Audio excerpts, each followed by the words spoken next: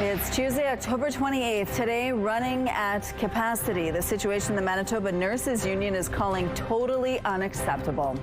A new method, how some municipalities are getting creative with their road repairs. And later, new hope for Alzheimer's patients. The recently approved drug targeting the root cause of the disease. Your Morning Winnipeg starts right now.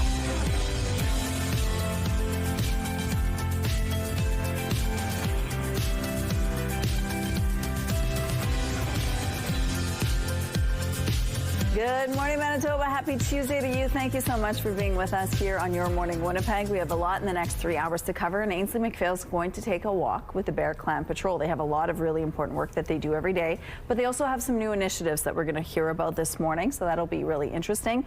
But the weather, it rained all day yesterday.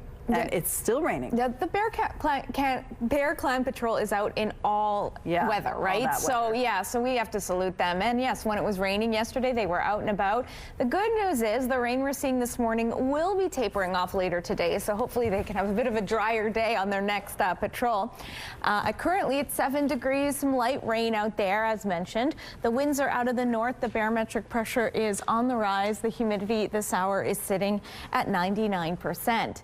So we will be dealing with the rain, the remnants of this low pressure system as evidenced on our radar. It's hovering over the northeast corner. I'm interested to get to the rooftop where we have a rain gauge because Environment and Climate Change Canada had a number of different estimates. For us here, it was upwards of about 40 millimeters. So we'll see what our gauge says. Wake up there.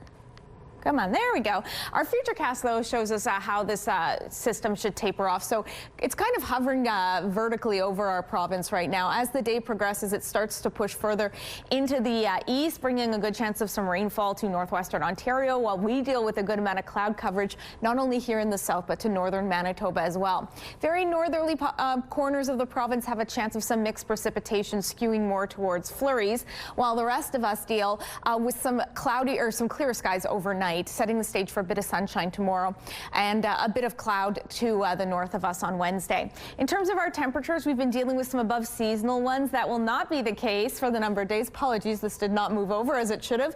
9 degrees is what we're looking at today with mostly cloudy skies. I mentioned that little bit of sunshine. 8 degrees. Keep in mind 6 is a typical high. Thursday, Friday, there is a slight chance of some rainfall. It's looking like we're likely to be cloudy. And then Saturday, again, ignore the pumpkin, a mix of sun and cloud with a high of 3 degrees.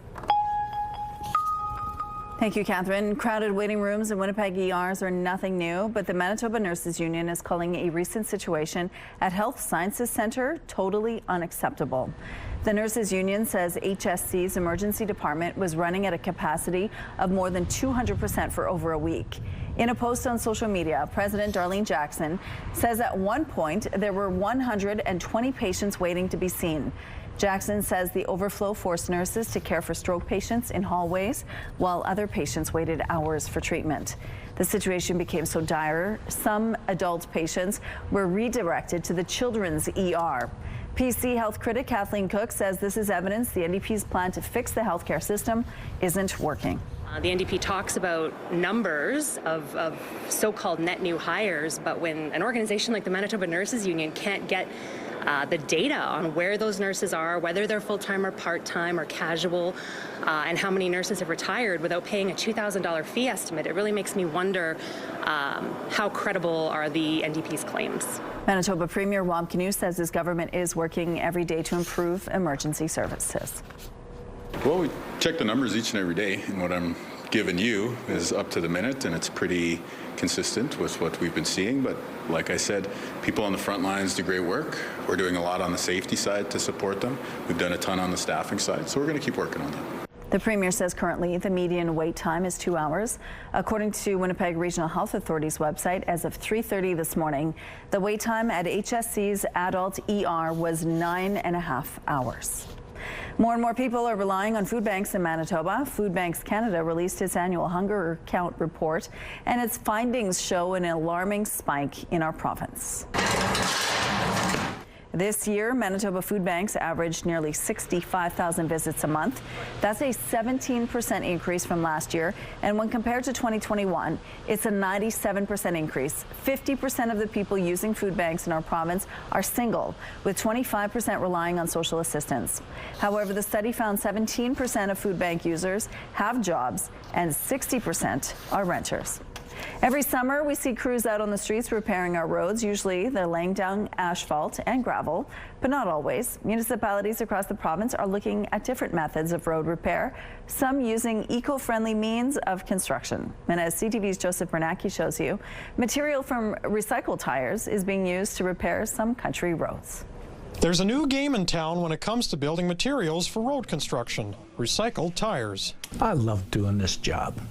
I can take the garbage that they used to bury in the landfills and I can put it in a road. Peter Schrader and his team have rebuilt roads across Manitoba for 20 years, processing old rubber tires into what's called tire-derived aggregate Type B. The tires are shredded using a 250 horsepower hybrid shredder using 2 circular hook knives. The broken down material is vital for stopping water from rising up into the roadbed above it. Schrader says problems can persist in gravel roads from 4 feet into the ground. Once the water's in the roadbed in the fall, it freezes what they refer to as a frost lens. We have to get down there and we have to take corrective measures. He says once the water thaws in the spring, gravel roads can be damaged from the resulting expansion, leaving soft spots. That's where his team comes in using recycled rubber. After excavating and putting some of the material underneath, the road is compacted and ready for drivers. Before you know it, we've got it right up to the top. Maybe it's a foot or so higher, and the road has load-bearing properties. It's a rebuilding process Schrader has used recently in Gimli, the RM of Stanley, and the RM of Yellowhead. Yellowhead Council says it was a no-brain decision. The success stories that other municipalities had with the method,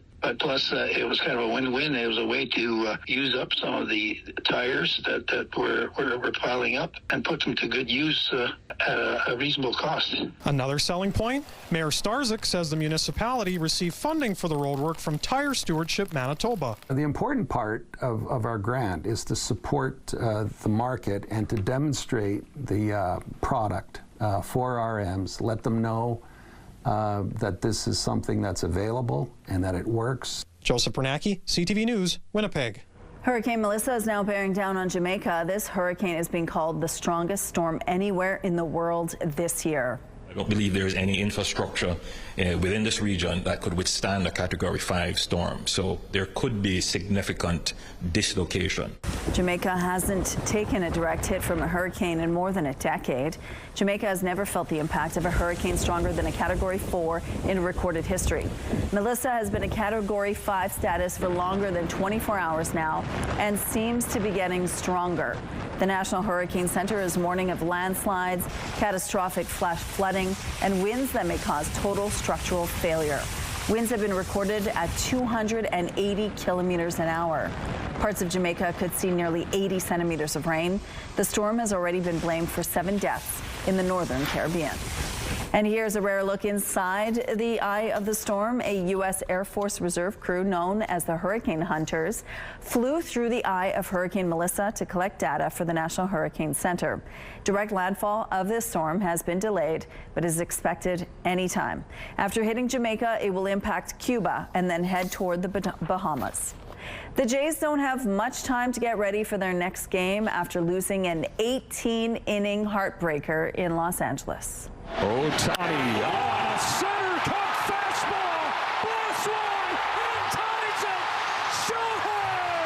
Shohei Ohtani hit his second home run of the night in the bottom of the 7th to tie the game up at 5. The Jays would walk him 5 times after that hit. With the game tied at 5, both teams had their chances to take the lead, but no one was able to capitalize until the 18th inning. In Los Angeles, Thurman sends a fly ball to center field. Varsho's going back before the clock strikes midnight. Freddie Freeman has ended it.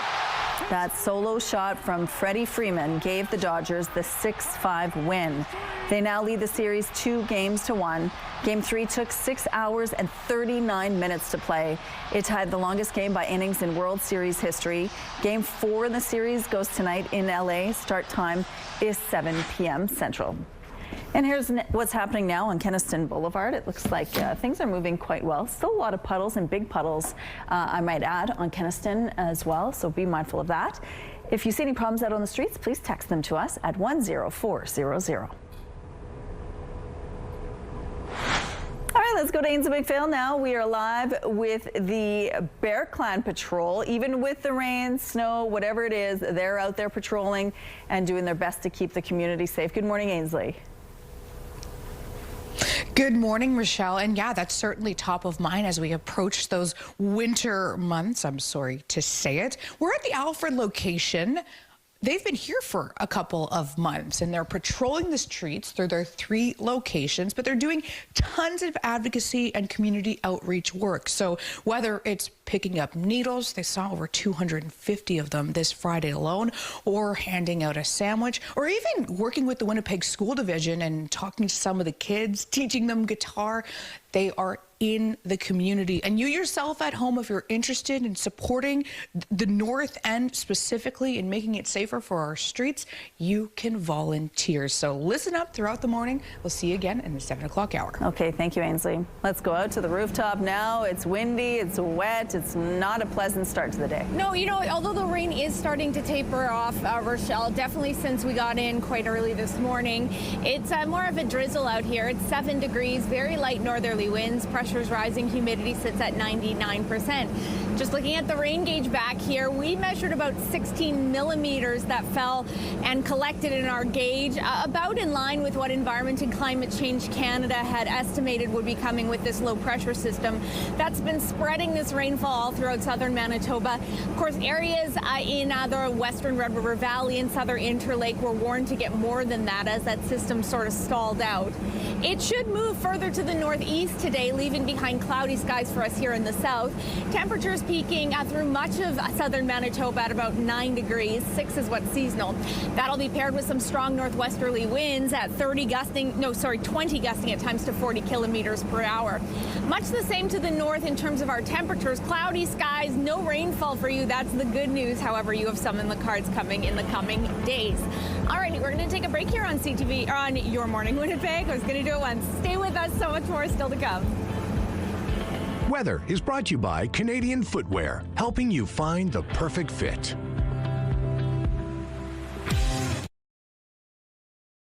Good morning. A Winnipeg bus driver is in hospital after being assaulted on the job Monday afternoon. Police allege the suspect was a passenger who's still at large. Officers were called to East Kildonan shortly after 2 p.m. to an assault near Gateway and Springfield roads. Police say a bus driver was brought to hospital with non-life-threatening injuries. They allege it was a passenger who assaulted the driver. No one was arrested at the scene, and police are now looking for the suspect. Major Crimes is investigating. The search for remains of a woman killed by a convicted serial killer will begin at a Winnipeg landfill in December. We're moving ahead to the next steps, which involve hiring the searchers. We've done sort of our preliminary test search already. This is very much the same process we used at Prairie Green landfill. Ashley Shingoose was one of 4 First Nations women killed by Jeremy Skibitsky in 2022. A preliminary search began at Brady Road landfill in August using excavators and ground-penetrating radar tests to narrow down the search area. A search of another landfill for the remains of Morgan Harris and Mercedes Myron, who were also killed by the same person, wrapped up last summer after their bodies were found. Last year, Skibitsky was convicted of first-degree murder in the women's deaths and sentenced to life in prison. Ontario Premier Doug Ford is defending an anti-tariff ad that's derailed trade talks with the U.S. It was the most successful ad in the history of North America. Well, as we say, mission accomplished. It was done. They're talking about it in the U.S., and they weren't talking about it before I put the ad on. The ad featured an old clip of Ronald Reagan talking about the negative effects of tariffs. The ad ran on major U.S. networks last week. It prompted U.S. President Donald Trump to break off trade talks with Canada and then threatened to impose higher tariffs. Premier Ford says President Trump is simply upset because the ad was effective, saying it generated a conversation, which was the main goal. Doug Ford also insists Prime Minister Mark Carney saw the ad and didn't tell him to keep quiet. And even after the backlash from the Ontario ad campaign, BC Premier David Eby says his province still plans to push ahead with its own anti-tariff ads aimed at the American public. BC had announced the ads last week, with Eby saying they were to defend the province and Canada against the threat from U.S. softwood lumber tariffs. A spokesperson for Premier Eby's office says the timber tariff ads are expected to run in November. Increasing trade with a community of Asian nations with 680 million people and a nearly $4 trillion economy was top of mind for the Prime Minister Monday, but he faced tough questions about Canada's most significant trading relationship. CTV's Judy Trin reports. The Prime Minister began his day with a meeting with Malaysia's Anwar Ibrahim, the fourth leader from Southeast Asia that he has sat down with at ASEAN. But the one-on-one he needs is slipping out of reach. Whether it's provincial or Canada itself, they all knew exactly what the ad was. I don't want to meet with them. No, I'm not going to be meeting with them for a while. Mark Carney revealed he has not spoken to Donald Trump since the U.S. president broke off trade talks on Thursday. Trump ended negotiations over an anti-tariff ad that the Ontario government commissioned, just as the federal team was close to getting tariff relief for steel and aluminum. The Prime Minister was asked if he was upset with Doug Ford. You can get unexpected twists and turns, and you have to keep your cool. We had made progress, to repeat. And we stand by the progress that had been made. Trump is also threatening to add 10% more tariffs on top of existing ones. When those take effect is uncertain. It's a stunning reversal from Carney's last White House visit just 3 weeks ago. How did your relationship with Donald Trump go south so fast? It's a question for him. Carney has considered the possibility the U.S. is toying with Canada and doesn't want to negotiate. I'm not about to detail those contingency plans. I said this before I was elected, emphasize the importance of us giving ourselves far more than any foreign government could take away. At the ASEAN summit, Carney said Canada would increase by 50% its non-U.S. exports over the next decade. That would amount to $300 billion.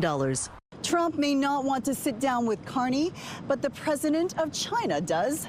Xi Jinping and Carney will have a bilateral meeting in South Korea. The two leaders want to recalibrate the relationship between their two countries. Judy Trin, CTV News, Kuala Lumpur. These microorganisms could be vital to maintaining the world's carbon balance. By themselves, calcifying plankton are smaller than a grain of sand. Together, they absorb carbon dioxide from seawater and trap it in their shells, sometimes for centuries. Sounds like a big deal, right? Well, a recent study found scientists have been overlooking this contribution. Accounting for the plankton may show the ocean is more resilient than we thought. Some road closures to remind you about this morning. Starting today, the eastbound median lane will be closed on Portage Avenue between Knox and David. The northbound curb lane on Kenaston from Scurfield to Lindenwood Drive East will close following the morning rush. McIver will also be closed intermittently from Edker to Chornick. If you have any other traffic tips or updates to share, please text them to us at 10400. The Bathfitter Live Eye is brought to you by Bathfitter, your bath and shower experts for more than 40 years. Still a little bit rainy out there in Winnipeg to kick off your Tuesday. 7 degrees, a good amount of cloud coverage as well. Winds are light out of the north. The barometric pressure is rising. The humidity sitting at 99%. So we're still dealing with the remnants, as mentioned, of this deep long wave trough that's fancy for a large low pressure system. And that has been triggering rainfall. Also, our temperatures, though, the good news, decently warm for this time of year, especially for this time of day. Starting off at 7 degrees in Winnipeg Winnipeg, as mentioned, in Morden and Winkler as well. Portage La Prairie joining the party. Brandon and Dauphin at 4 degrees. Swan River a little bit cooler at 1. The Paw at 0.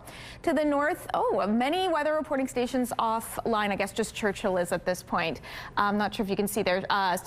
Thompson at 3 degrees. The Paw at Lynn Lake at 0. Island Lake at 9. I'll check on those in the break.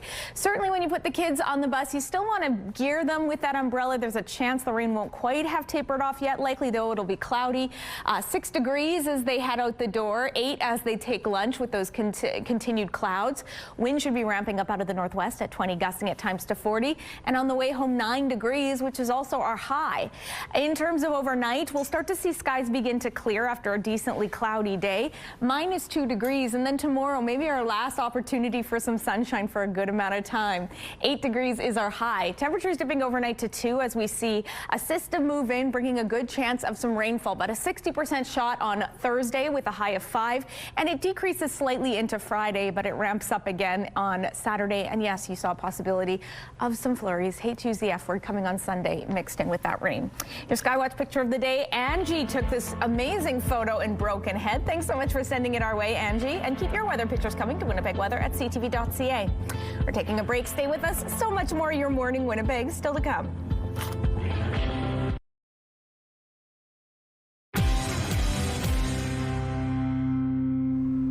We're about to make one of our viewers' morning a whole lot richer. For the past few weeks, we've been giving you the chance to enter to win a staggering $20,000. And now it's time to announce our lucky winner. Congratulations to Al Priedel. You are the winner of CTV Your Morning's $20,000 giveaway. Congratulations, Al Priedel, and thank you for tuning in and making CTV Your Morning a part of your daily routine. Have fun spending the $20,000. Congratulations. A British DJ is spinning music as he winds through the streets of Madrid.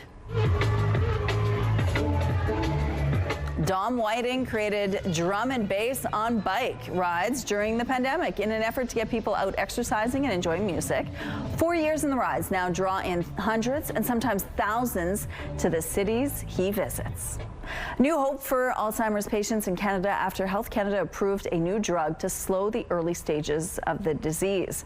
But as CTV's Heather Wright reports, for now at least, it comes with a hefty price tag. Alzheimer's disease runs in John Dalrymple Fraser's family. Both parents and a number of cousins have had the disease, and so does he. Thinking of my own family, I don't want to forget their names. I want to remember them. So getting diagnosed early gives me a chance.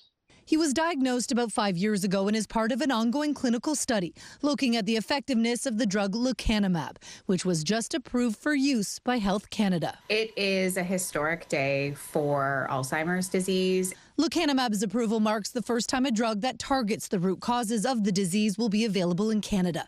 And while the drug will not cure Alzheimer's, doctors say it helps buy time by slowing cognitive decline and extending independence, and offers hope to families. When independence becomes interrupted and patients require family members, people around them to start stepping in, that the impact of this disease really becomes felt on communities, on families, on the Canadian healthcare system. Lecanemab is not without risk. It can have serious side effects, including swelling and bleeding of the brain and death. Only those in the early stages of the disease will qualify to receive the drug, and patients will be genetically screened, as side effects are more likely in people with certain genes.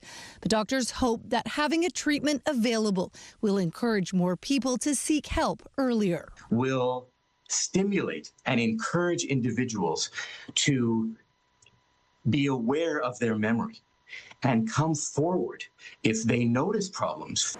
Another major issue with this drug is cost. A Canadian price tag has not been set, but in the United States, it costs roughly $26,000 US. It's also not clear whether provincial health plans will cover it. Heather Wright, CTV News, Toronto. Your Morning Winnipeg. Coffee is brought to you by Robin's Donuts, your favorite stop.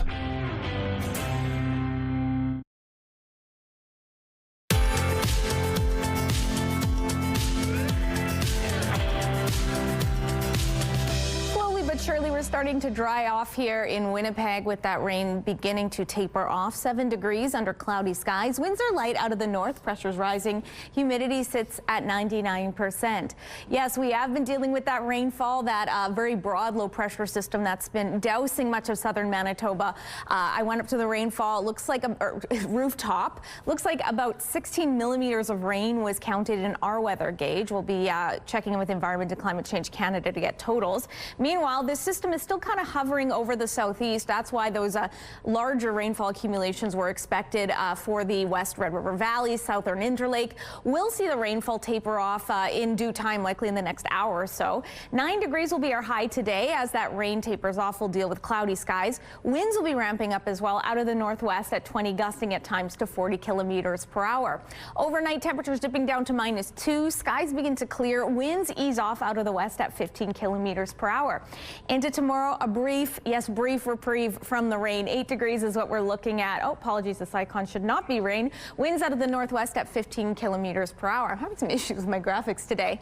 As mentioned, the rain will be back, likely, I should say. Let's manage expectations here. Environment and Climate Change Canada has it at 60% chance of some rainfall on Thursday with a high of 5 degrees. Likely, though, clouds or skies will be cloudy. Into Friday, about a 40% shot of some more rainfall. But as you can see, it's kind of plaguing us through the weekend with temperatures dipping below seasonal. 6 is what's typical. Sun looks to be back out by the start of next week. Manitoba's NDP government reintroduced ankle monitors to the justice system toolbox last year. They said it would improve public safety by cracking down on repeat offenders. CTV's Daniel Homerson gives us a new look at the program's effectiveness.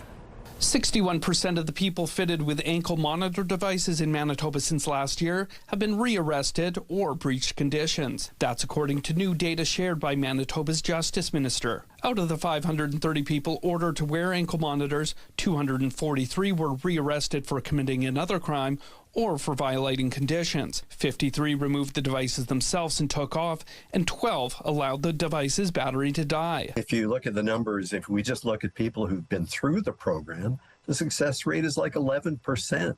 Michael Reinrath, a criminal justice professor at the University of Winnipeg, says he's not surprised by these numbers. He says past research has shown electronic monitoring programs are ineffective. It's supposed to discourage people from being, rearrested for new crimes.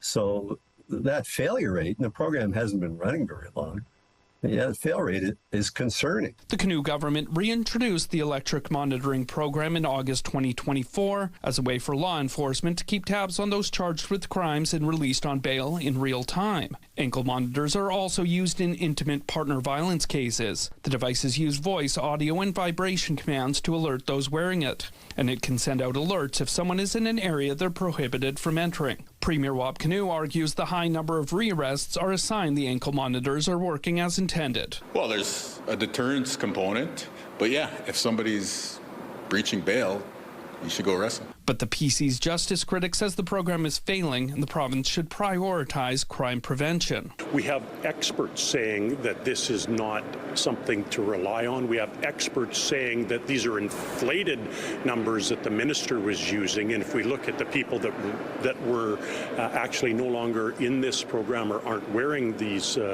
monitors, it's a staggering number. Daniel Almerson, CTV News, Winnipeg. When the NDP announced the program last year, they earmarked just under $3 million for it over 2 years. But an expansion this summer, doubling the number of ankle monitors to 200, brought the total outlay to roughly $4 million. An investigation is underway after a man walked into City Place Monday afternoon with serious stab wounds. The police service says General Patrol officers summoned an ambulance who brought the man in his 30s to hospital in unstable condition. Police tape could be seen surrounding the west entrance to the building and part of the sidewalk. Police haven't yet identified any suspects.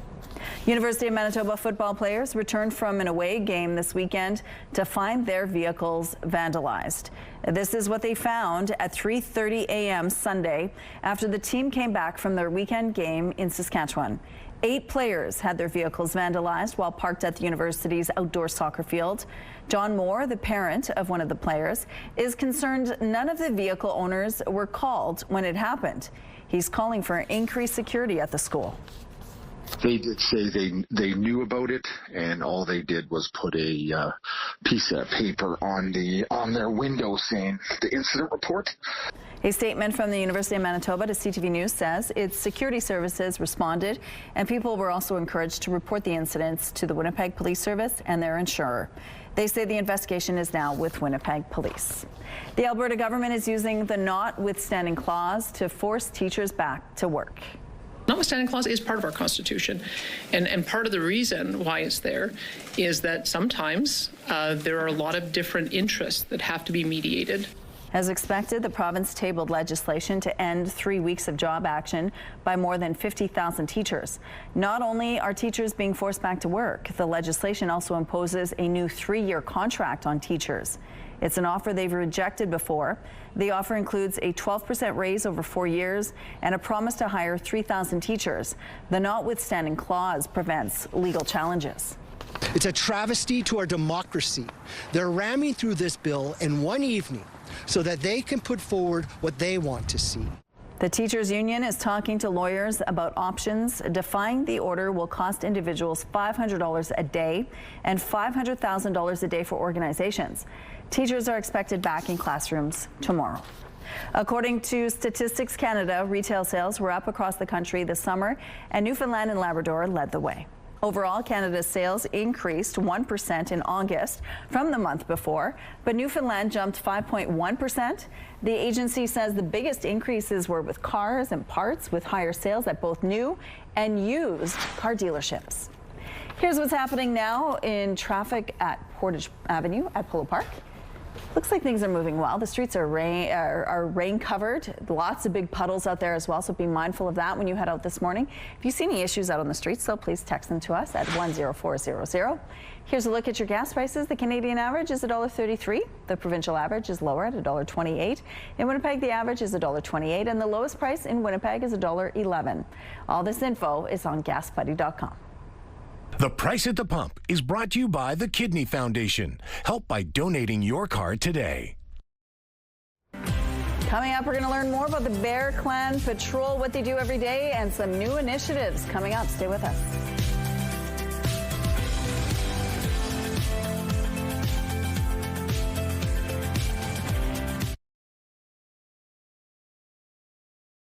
Weather is brought to you by Garage Masters, your complete garage specialists. Still a sprinkling of rainfall falling in downtown Winnipeg associated with this very broad low-pressure system that moved into our province, particularly in the south yesterday, and has really been hovering particularly over the southeast corner since last night. That rainfall should be tapering off in due time here in downtown Winnipeg and throughout much of southern Manitoba, while Westman, you're waking up to clearer skies. To the north, some clouds to kick you off. Temperatures in that region soaring to above seasonal values in and around the 9-degree mark. For us here in the south, once this rainfall leaves us, we'll be dealing with mostly cloudy skies, some strong northwesterly winds at 20, gusting at times to 40 kilometers per hour. Similar highs for us here in the south as in the north, around 9 degrees. Overnight tonight, temperatures dipping below freezing, -2 in Winnipeg. Winds ease considerably. Tomorrow, a lovely sunny day likely across much of southern Manitoba. And it could be our only chance for some sunshine in the next week. We're looking at a good chance of some rainfall dogging us at least until Sunday. Our own Ainsley McPhail is braving the elements this morning with the Bear Clan Patrol. Ainsley. Good morning, Catherine. Yeah, we'll be outside just shortly. They're braving the elements all the time. Kevin Walker joins me, the executive director. A really big part about what you guys do is street patrols. Tell us about where we are, first of all. Sure, we're at our new location at 126 Alfred, and we've been here about 2 months now. And the street patrols, what exactly does that entail?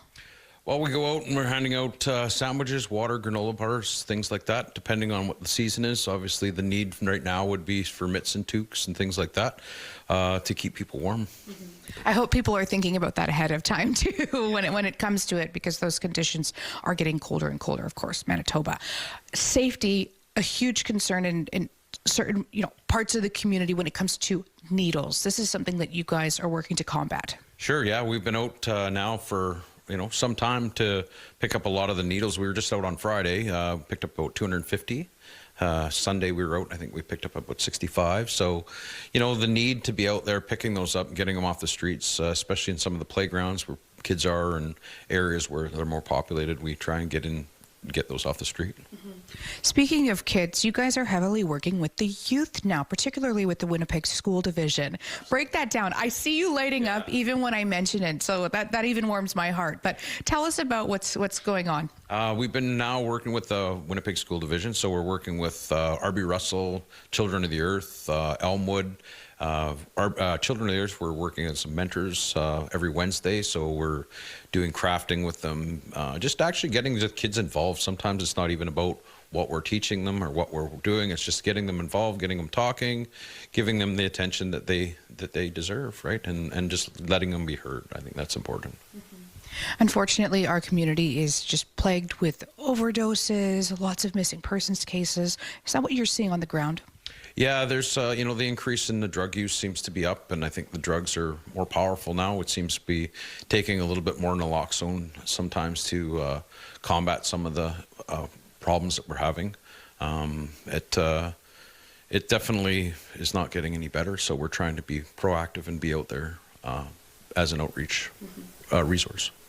You guys are doing just that, and they're looking for volunteers. So at home, if you're thinking, hey, I have a little bit of extra time on my hand, I'd like to be instrumental in helping out our local community, Bear Clan Patrol is the best way to do that. Coming up, we've got more on Your Morning. Looking at the early markets, the Dow Jones is trading higher. The Nasdaq also making small gains overnight. The S&P index is flat. The loonie falling overnight to 71.40 cents U.S. The Hang Seng lost 87 points, and the Nikkei index fell 293 points. Good morning. It is 6:46. Charges are being laid after a gravely injured man was dropped off at Portage la Prairie's hospital. Mounties say on Saturday, a seriously injured 30-year-old man was driven to the local hospital, dropped off, and the vehicle then left. The man was pronounced dead. Police later found the vehicle at a Portage home. They arrested and charged a 29-year-old woman with manslaughter. The charge has not yet been tested. She's due in court at a later date. Police in Quebec have arrested a woman after the death of a newborn baby abandoned at a bus shelter. It's the second time this month an infant has been abandoned in Longueuil on Montreal's South Shore. We were actually all pretty shocked, and now it's happening a second time in a row. So we still do not understand what's going on, and we are worried. Police would not say if the woman is the child's mother or whether she would face any criminal charges. The newborn was found around 6:30 Monday morning and taken to hospital where the death was confirmed. Ontario's premier is doubling down on his decision to air a $75 million anti-tariff ad that triggered the termination of trade talks and also prompted Donald Trump to threaten a tariff increase. CTV's Siobhan Morris has more on what Doug Ford is saying and whether the Prime Minister saw the TV spot before it aired. On the floor of the Ontario legislature. It was the most successful ad in the history of North America. In interviews on American TV. I don't regret it at all. Premier Doug Ford unrepentant about an anti-tariff ad featuring the voice of Ronald Reagan that's derailed trade talks. Well, as we say, mission accomplished. It was done. They're talking about it in the U.S., and they weren't talking about it before I put the ad on. Ford says the goal was always conversation. No guilt that a deal on steel and aluminum may have been close before Donald Trump intervened over the ad. There's no mention whatsoever of auto. I feel like it slipped to the side. I'm going to fight for the auto workers, the steel workers, the manufacturing. The opposition sees this as an unforced error. What they did with that ad, it wasn't smart. There's a good chance Ontarians are going to pay with their jobs. Calling on Ford to worry about the jobs already at risk in the province. Instead, the Premier is focused on an ad campaign that's there to, boost his ego, make him feel like a big guy. We need to be united as Team Canada and not have individual premiers go rogue. Ford insists the Prime Minister had seen the ad and didn't tell him to keep quiet. Siobhan Morris, CTV News, Toronto. One person has died after a plane that took off from Canada crashed in Greenland. The Danish Airport Authority said the flight left Newfoundland and Labrador on Saturday. It disappeared from radar while flying north of Greenland's capital of Nuuk. There was only one person on board the plane. Authorities have not released any information about the identity of the victim. A man was sent to a hospital after a Monday morning crash in downtown Winnipeg. Winnipeg police say it happened around 7 a.m. As you can see, a truck collided into the side of a building on Smith Street. The vehicle, surrounded by pylons and wreckage, sustained severe front-end damage. A man was taken to hospital in unstable condition and later upgraded to stable. The cause is under investigation. The CFL has revealed that the 2027 Grey Cup will be played in Regina. There is something truly special about football in Saskatchewan. It's more than a game, it's a way of life. The city will host the 114th Grey Cup. Regina last hosted in 2022. In total, the Riders have hosted the Grey Cup Festival 5 times. Some road closures to remind you about this morning. Starting today, the eastbound median lane will be closed on Portage Avenue between Knox and David. The northbound curb lane on Kenniston from Scurfield to Lindenwood Drive East will close following the morning rush. McIver will also be closed intermittently from Edker to Chornick. If you have any traffic tips or updates to share with us, please text them at 10400. Still a little bit soggy out there, a drizzle, if you will, of rain still associated with this very large low pressure system that we've been grappling with the last day or so. 7 degrees out there, winds out of the north at 8 clicks, pressure rising, humidity at 99%. We should be saying goodbye to this rainfall later on today. You can see this kind of mammoth system here. It's stalled out over the southeast. We've reached out to Environment and Climate Change Canada to get some rainfall totals. They're likely to be highest around the western Red River Valley, the southern Interlake, because that is really where that system has been setting up shop and hanging out as it pushes out to northwestern Ontario later today. To the north, though, decently overcast skies for you. Slight chance of some rainfall in Gillam and Island Lake associated with that system. Churchill as well, with a little bit more in the pocket of sunshine. 9 degrees in Island Lake and Gillam, 7 in Thompson and Churchill. Northwestern Manitoba, slight chance of some rainfall in Norway House, the rest overcast. Oh, these systems are back, or these weather reporting facilities are back online. This is good news. 6 degrees in the Paw, 4 in Flin Flon, 5 in Lynn Lake. Southwestern Manitoba, a mix of sun and cloud, more in the way of sun into the later afternoons. Brandon at 9, same goes for Neepawa and Dauphin. Swan River touch colder at 7 degrees. For us here in South Central portion, similar highs, slight chance of some rainfall continuing into the afternoon in Steinbach, Sprague and Pinawa. Northwesterly winds will be strong as well at 20, gusting at times to 40 kilometers per hour. And that system is really starting to head on over into Ontario. So Kenora, Dryden, Fort Francis, you will likely see its wrath today. Kenora at 8 and Dryden, Fort Francis the same. Red Lake at 7. For us overnight, skies should begin to clear out with temperatures dipping down to -2 degrees. Tomorrow, our one chance for a number of days at some sunshine with still a decent high at 8 degrees. Reminder, 6 is what's typical for this time of year. But overnight, we could see some rainfall rolling in with temperatures dipping down to 2. And then we have different chances, if you will, increasing severity of rainfall through the rest of the week. Looking like a 60% chance on Friday of some rainfall, and you might want to pair that Halloween costume with an umbrella on Friday. Thank you, Catherine. The U.S. ambassador to Canada says he doesn't expect any kind of trade deal between the two countries to be a priority before the new year. And as CTV's Mike Le Couture reports, that's not all he said. I don't know how we get this back on track. That comment after Ambassador Pete Hoekstra had a conversation with Donald Trump on Saturday, the same day the U.S. president threatened an additional 10% tariff on Canadian products. He didn't give me any, clear indication or any indication at all that he was in any hurry to get back to the negotiating table and get an agreement. While criticizing how Canadian media framed the recent breakdown of trade talks, the ambassador said Ontario's anti-tariff ad and comments by other premiers was akin to meddling in American affairs. Doug Ford and Eby were starting to play in domestic American politics, potentially affecting a Supreme Court decision, potentially affecting politics, an election that is 8 days out, and for sure having an impact in the midterm elections. Hoekstra admits American businesses are grappling with the uncertainty caused by the strained trading relationship between Canada and the U.S. But after the contentious commercial, the U.S. is taking no blame for the current state of the relationship. Canada burnt the bridges with America. Donald Trump did not slam the door. Canada slammed that door shut all by itself. The ambassador did say last week the U.S. had been confident sectoral deals could have been hammered out by American Thanksgiving.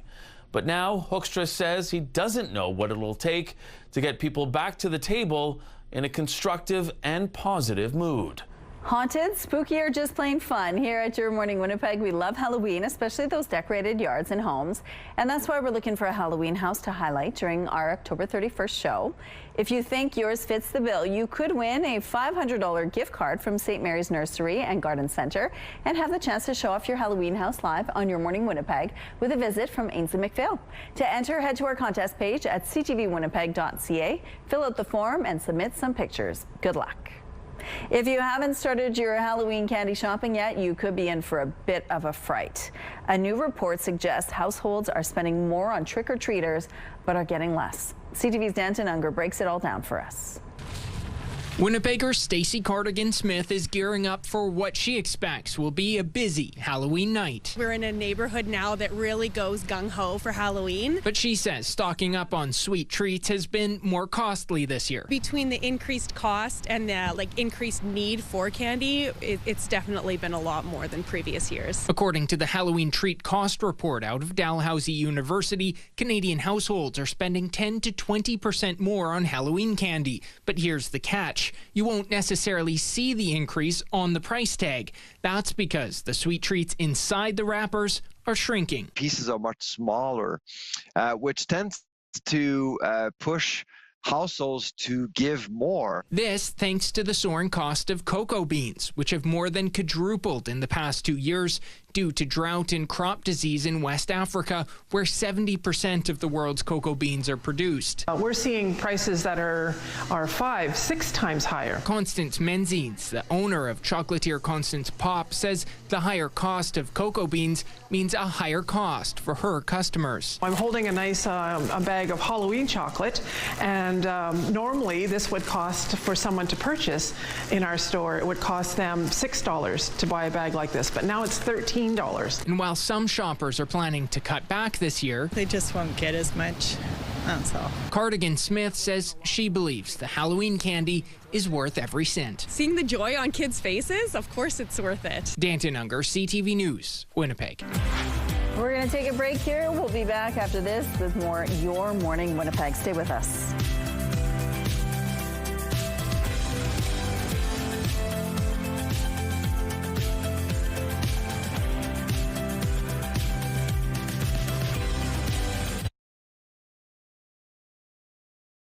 It's Tuesday, October 28th. Today, HSC overflow. Winnipeg ER running at more than double capacity sparks concern from nurses. Plus, Hurricane Melissa, Jamaica braces for catastrophic winds and flooding as the storm strengthens. And marathon heartbreaker, 18 innings, 2 homers, and 1 epic loss for the Jays.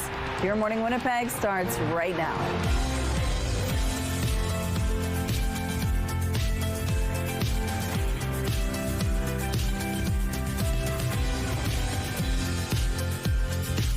Manitoba, happy Tuesday to 7 a.m. Thank you so much for being with us here on Your Morning Winnipeg. We have a lot in the next couple of hours for you, including at 7:52. We're going to hear about North Forge. They're a non-profit incubator. Basically, they provide the space, the equipment, the tools, whatever you need for new emerging businesses. So all you need is an idea, and they'll help you make it happen.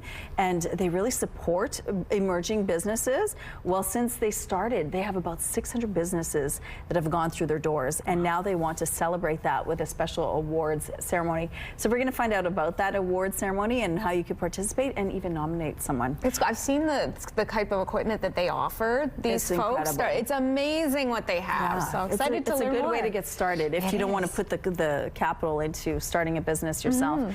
The weather, though, the rain continues. Yes, that's for sure, Rochelle. Although we are going to be seeing the tail end of this system as it continues to move into the northeast, we are getting a couple raindrops raindrops out there in the city currently. It's 7 degrees, a little bit overcast. Winds are light out of the north. They will be ramping up in due time. Details on that in a moment. Barometric pressure rising, humidity at 99%. So here's very much obviously the culprit of all that rainfall, a very broad low pressure system. You can see it's stalled out over the northeast here. So we're looking like expecting accumulations for rainfall values to be much higher than what we'll see here in Winnipeg. We're standing by from Environment and Climate Change Canada to get some updated totals. But as we look to our future cast, we'll see how this system will eventually leave us. So there it is. It's kind of vertical over the boundary, the border between Manitoba and Ontario. As the day progresses, it pushes off into northwestern Ontario and into the very northeast corner of our province, while we deal with a little bit of clouds, not only here in southern Manitoba, but to the north. Overnight tonight, skies begin to clear. Tomorrow is likely one of our few opportunities for some sunshine, because spoiler alert, we likely haven't seen the last of the rainfall. In terms of our temperatures, we're dealing with a high today of 9 degrees. 6 is what's seasonal for this time of year. Strong northwesterly winds ramping up later at 20 to 40 kilometers per hour. Overnight temperatures dipping down to -2. There's that chance of sunshine tomorrow at a high of 8. Oh, Eli, Drew, my nemesis. These are Canadian geese getting ready to fly off for the season. But I love this photo, Eli. You did a wonderful job. Thanks for sending that in. And if you have any photos of your kids' weather-themed artwork, we would love to see them. Email us, winnipegweather@ctv.ca. We're going to be featuring one of them every day here on Your Morning Winnipeg. The Weather Art of the Day is brought to you by 103.1 Virgin Radio. Crowded waiting rooms in Winnipeg's ERs are nothing new, but the Manitoba Nurses Union is calling a recent situation at Health Sciences Centre totally unacceptable. The Nurses Union says HSC's emergency department was running at a capacity of more than 200% for over a week. In a post on social media, President Darlene Jackson says at one point there were 120 patients waiting to be seen. Jackson says the overflow forced nurses to care for stroke patients in hallways, while other patients waited hours for treatment. This situation became so dire, some adult patients were redirected to the children's ER. PC health critic Kathleen Cook says this is evidence the NDP's plan to fix the healthcare system isn't working. The NDP talks about numbers of so-called net new hires, but when an organization like the Manitoba Nurses Union can't get the data on where those nurses are, whether they're full-time or part-time or casual, and how many nurses have retired without paying a $2,000 fee estimate, it really makes me wonder how credible are the NDP's claims. Manitoba Premier Wam Kanu says his government is working every day to improve emergency services. Well, we check the numbers each and every day, and what I'm giving you is up to the minute, and it's pretty consistent with what we've been seeing. But like I said, people on the front lines do great work. We're doing a lot on the safety side to support them. We've done a ton on the staffing side, so we're going to keep working on that. The Premier says currently the median wait time is 2 hours. According to Winnipeg Regional Health Authority's website, as of 3:30 this morning, the wait time at HSC's adult ER was 9.5 hours.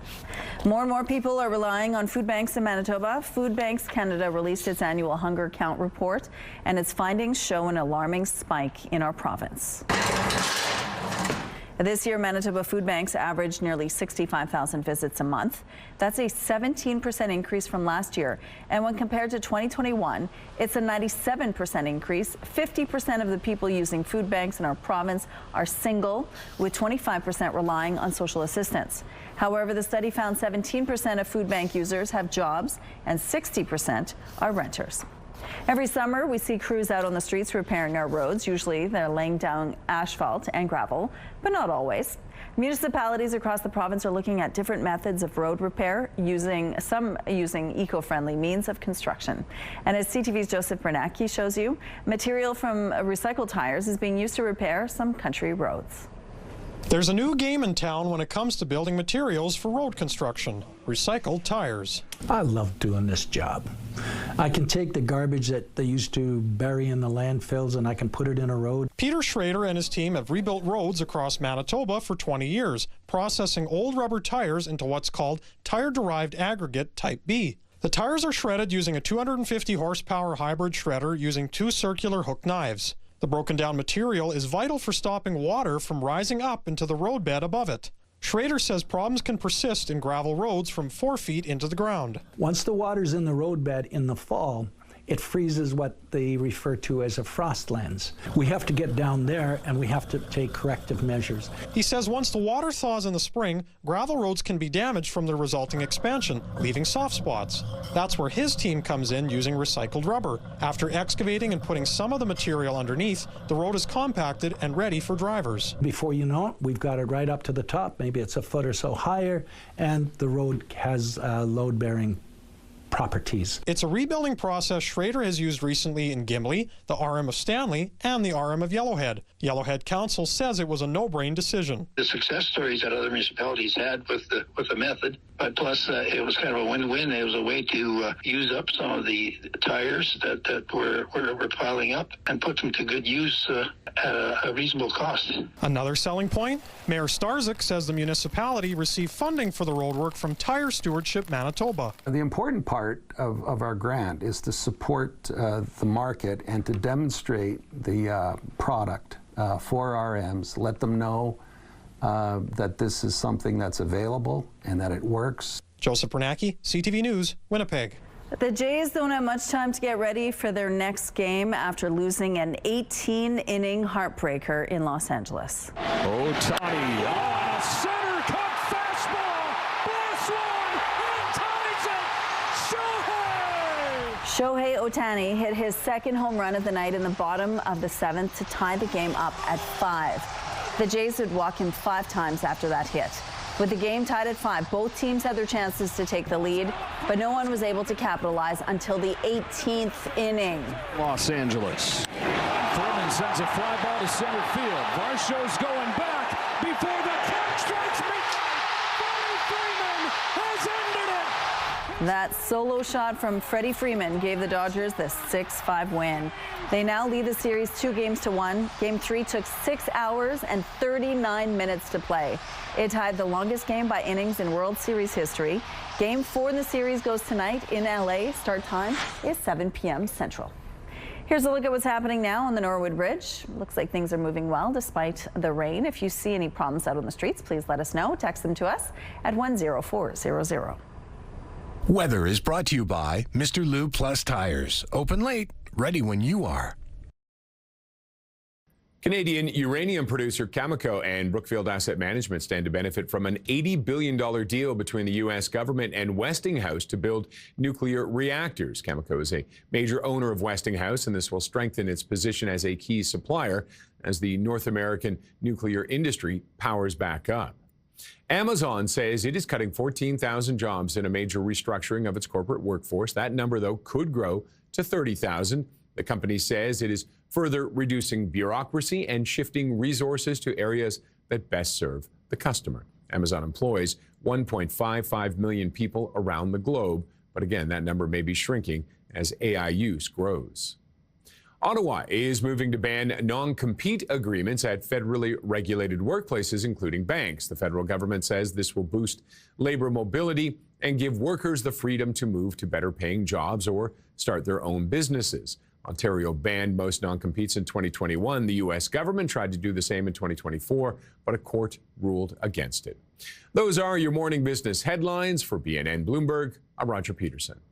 Let's go back now to Ainsley McPhail, who's live with the Bear Clan Patrol this morning. They do a lot of important work in our community, and they have a lot of new things going on as well. Good morning, Ainsley. Good morning, Rochelle. We're on Alfred Street right now. We haven't quite head outside yet. It's still a little bit dark, but we're talking about patrols that Bear Clan does, and Friday alone, they picked up over 250 needles. Just to give you an idea of how much they're seeing and what they're seeing. The people they're seeing as well, they're handing out sandwiches, water, granola bars, and really providing that community approach to our community, I should say. Volunteers, they're looking for them. We're going to be chatting with one coming up in the 7 o'clock hour. They also work with missing persons reports alongside the Winnipeg Police Service daily. They're hearing from these calls, multiple of them. So lots to get to this morning. I just don't have time to get it all in right now. Okay, well, we'll check in a little later for more. Thank you, Ainsley. Out on the rooftop, you need to be ready for more rain today. Yeah, I've got our rain gauge out here, taking it out of frame for some reason. We're almost at an inch, so the rain started falling yesterday, so that's about 16 millimeters worth. Put this back in as I continue my forecast. So the rainfall has actually ramped up again here in downtown since I was last here. 7 degrees currently, northwesterly winds very light, barometric pressure rising, humidity sits at 100%. So hopefully this is the last kick of the can for this system, this very broad low pressure system that moved in over the southwest corner of the province. It's moved out of that region, has really been hovering over the southeast, stalling out, Environment and Climate Change Canada says. So we're still waiting to hear back on accumulations. We're likely expecting the largest to be in the western Red River Valley, southern Interlake. Though, once it moves into northwestern Ontario, we in the south will be dealing with cloudy skies. Temperatures slightly above seasonal. Much across the province will be uniform. 9 degrees is what we're looking at here in Winnipeg. 6 is what's seasonal. I mentioned the strong northwesterly winds. Oh, into the north, overcast skies for you. Temperatures on par with what we're seeing here, but with some lighter winds. Thank you, Catherine. Time now for our question of the day. It's National Chocolate Day, so we want to know, what's your favorite chocolate bar? You can text your answer along with your name to 10400. Make sure to follow the automated instructions so we can feature your response. Haunted, spooky, or just plain fun. Here at Your Morning Winnipeg, we love Halloween, especially those decorated yards and homes. And that's why we're looking for a Halloween house to highlight during our October 31st show. If you think yours fits the bill, you could win a $500 gift card from St. Mary's Nursery and Garden Center and have the chance to show off your Halloween house live on Your Morning Winnipeg with a visit from Ainsley McPhail. To enter, head to our contest page at ctvwinnipeg.ca, fill out the form and submit some pictures. Good luck. We're going to take a break here. We'll be back after this with some entertainment news. Stay with us.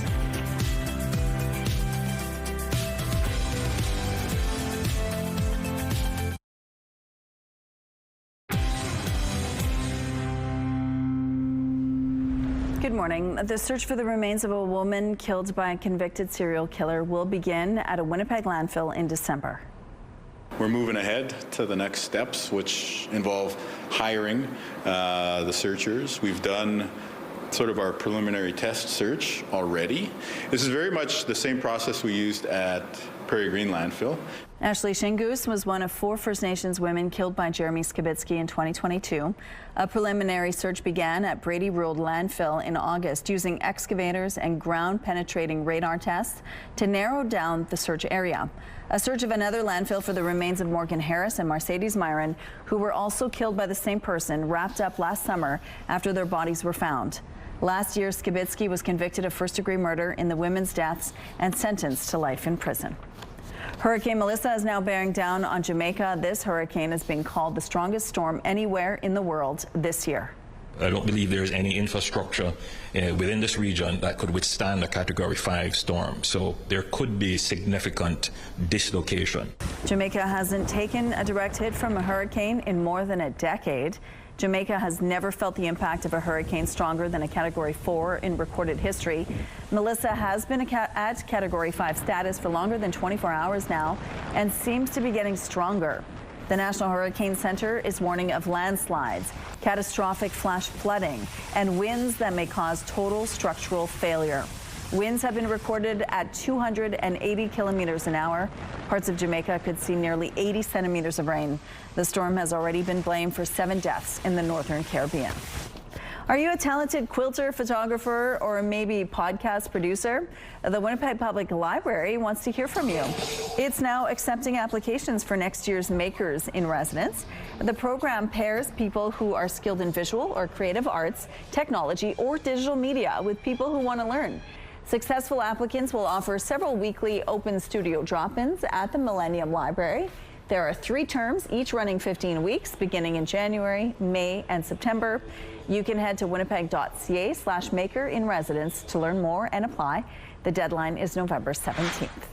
Here's a look at what's happening now in traffic at Kenaston and Sterling Lyon. We have no issues to tell you about at this point in the drive this morning. If you see any problems out there, though, please let us know. Traffic is brought to you by Mr. Lube Plus Tires. Open late, ready when you are. Time now for some entertainment news. A Canadian singer-songwriter is stepping away from performing. In a social media post, Nelly Furtado says she plans to focus on other artistic endeavors that, quote, better suit this next phase of life. The 46-year-old has been touring in support of her 7th studio album. Furtado is also marking the 25th anniversary of her first release, Whoa Nelly, and says seeing a new generation of fans enjoy her music has been, quote, surreal and joyful. A popular hit maker, a Canadian singer-songwriter, and some Manitoba musicians are among the nominees for the Songwriters Hall of Fame.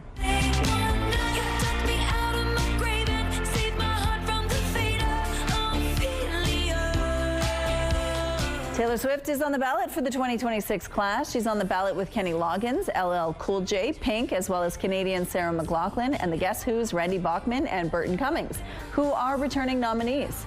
The Songwriters Hall of Fame was established in 1969 to honor those creating popular music. Members have until December 4th to vote for up to 3 nominees in each of 2 categories. Jon Stewart says he wants to stay on as host of Comedy Central's The Daily Show after his current contract expires in December. Speaking at the New Yorker Festival in Manhattan Sunday, he says he's, quote, working on staying. Stewart first hosted The Daily Show from 1999 to 2015. He returned last year to host its Monday episodes. Correspondents with the satirical newscast have been taking turns filling in as hosts during the rest of the week. Stewart is one of the biggest stars on cable and outspoken in his opposition to President Donald Trump. He's also been equally outspoken about his support of late-night comedy. Your primetime lineup starts at 7 with MasterChef Canada. The Traders Canada follows at 8, and High Potential is next at 9. It's all right here tonight on CTV. The Bathfitter Live Eye is brought to you by Bathfitter, your bath and shower experts for more than 40 years. The rain has picked up again this hour in downtown Winnipeg and across much of the city. 7 degrees, those winds out of the northwest at 8 kilometers per hour. Pressure is rising. Humidity sits at 100%. We're hoping this is the last gasp of this system that's been bringing a widespread rainfall throughout southern Manitoba, most notably southeastern Manitoba, since yesterday morning. Temperatures are decently warm for this time of year and this time of day. 7 in Morden and Winkler and Portage La Prairie, 8 in Gimli. A little bit cooler to the southwest. 2 in Brandon, 3 in Dauphin, 0 in Swan River. Up north, temperatures decent, almost on par with what we're seeing here in certain pockets. Island Lake is downright balmy at 9 degrees, while the Paw and Lynn Lake are below freezing. In terms of your school day forecast, you do want to pack the kids with a little bit of rain gear because we're not totally sure when this morning this rain will taper off. So as they head out, could get a little bit soggy. 6 degrees under those cloudy skies with that slight chance of rain. By lunchtime, it should be nice and dry and clear. Well, not clear. We'll still deal with the clouds, 8 degrees. And then on the way home, heating up slightly to 9 degrees, which is also our high. And in turn with those cloudy skies, we'll be dealing with some very strong northwesterly winds at 20, gusting at times to 40 kilometers per hour. Temperatures dipping down to -2 overnight as skies clear out. Those winds ease nicely. And tomorrow, some sunshine to enjoy, and it's going to be our last chance of that for the week to come, likely 8 degrees. Thursday, a 60% chance of some rainfall coming from Environment and Climate Change Canada. And then on trick-or-treating day, potentially you're going to need that umbrella and some rain gear to go with your mask and your cape. Your Skywatch picture of the day, this one taken by Angie in Broken Head. Just a stunning shot of that rainbow. Thank you so much, Angie, for snapping it and sending it our way. And if you've got any weather pictures, you can always email us at winnipegweather@ctv.ca. Thanks, Catherine. We're about to make one of our viewers' morning a whole lot richer. For the past few weeks, we've been giving you the chance to enter to win a staggering $20,000. And now it's time to announce our lucky winner. Congratulations to Al Priadel. You are the winner of CTV Your Morning's $20,000 giveaway. Congratulations, Al Priadel. And thank you for tuning in and making CTV Your Morning a part of your daily routine. Have fun spending the $20,000. At Your Morning Winnipeg, are all about celebrating your amazing pets, furry, feathered, or scaly. Your Pet of the Week submissions are amazing. We want more. Whether it's dogs, cats, birds, or any other pet pals, send them our way. Drop your pet photos and a fun little story about them to petoftheweek@ctv.ca, and then catch us every Thursday to find out if your pet is our Pet of the Week on Your Morning Winnipeg. Some retailers around here say shoplifting has evolved from a nuisance to a serious threat. The Retail Council of Canada says some stores are actually facing bankruptcy because of it. CTV's Callum Smith has details.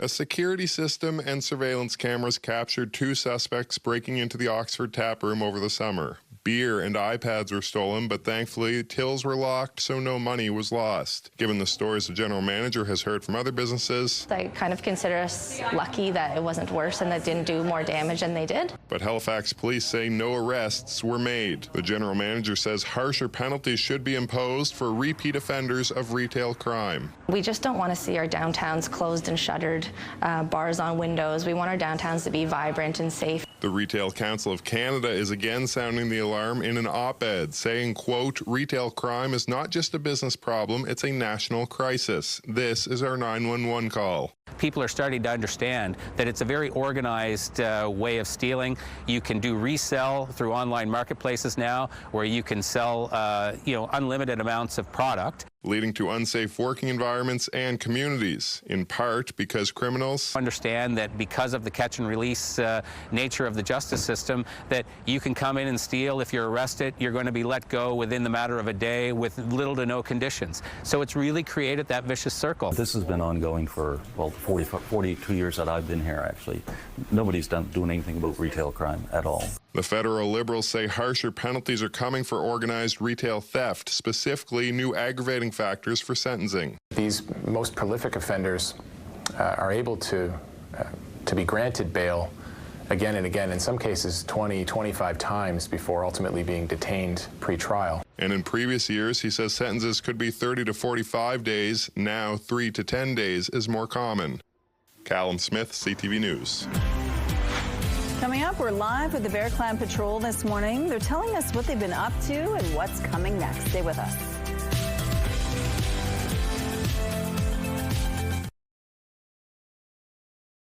Let's go back now to Ainsley McPhail. We're talking about the Bear Clan Patrol, the important work they do, especially when someone goes missing. Good morning, Ainsley. Good morning, Rochelle. Angela Clausen joins us now to tell us all about that, and the numbers are rising. So when somebody is reported missing, you guys work alongside the Winnipeg Police Service. Tell us a little bit about that process. Well, our protocols have changed a little bit lately. So right now, to file a missing persons report with us, you need a missing persons report number, a photo of the missing person, their name, and then when folks are contacting us, they need to provide us with the information of their relationship to the missing person and their contact information. Mm-hmm. We'll take that, apply for a missing persons community below, and then it goes out to all the organization, all of the community organizations, so that there's more eyes and ears on the ground. Mm-hmm.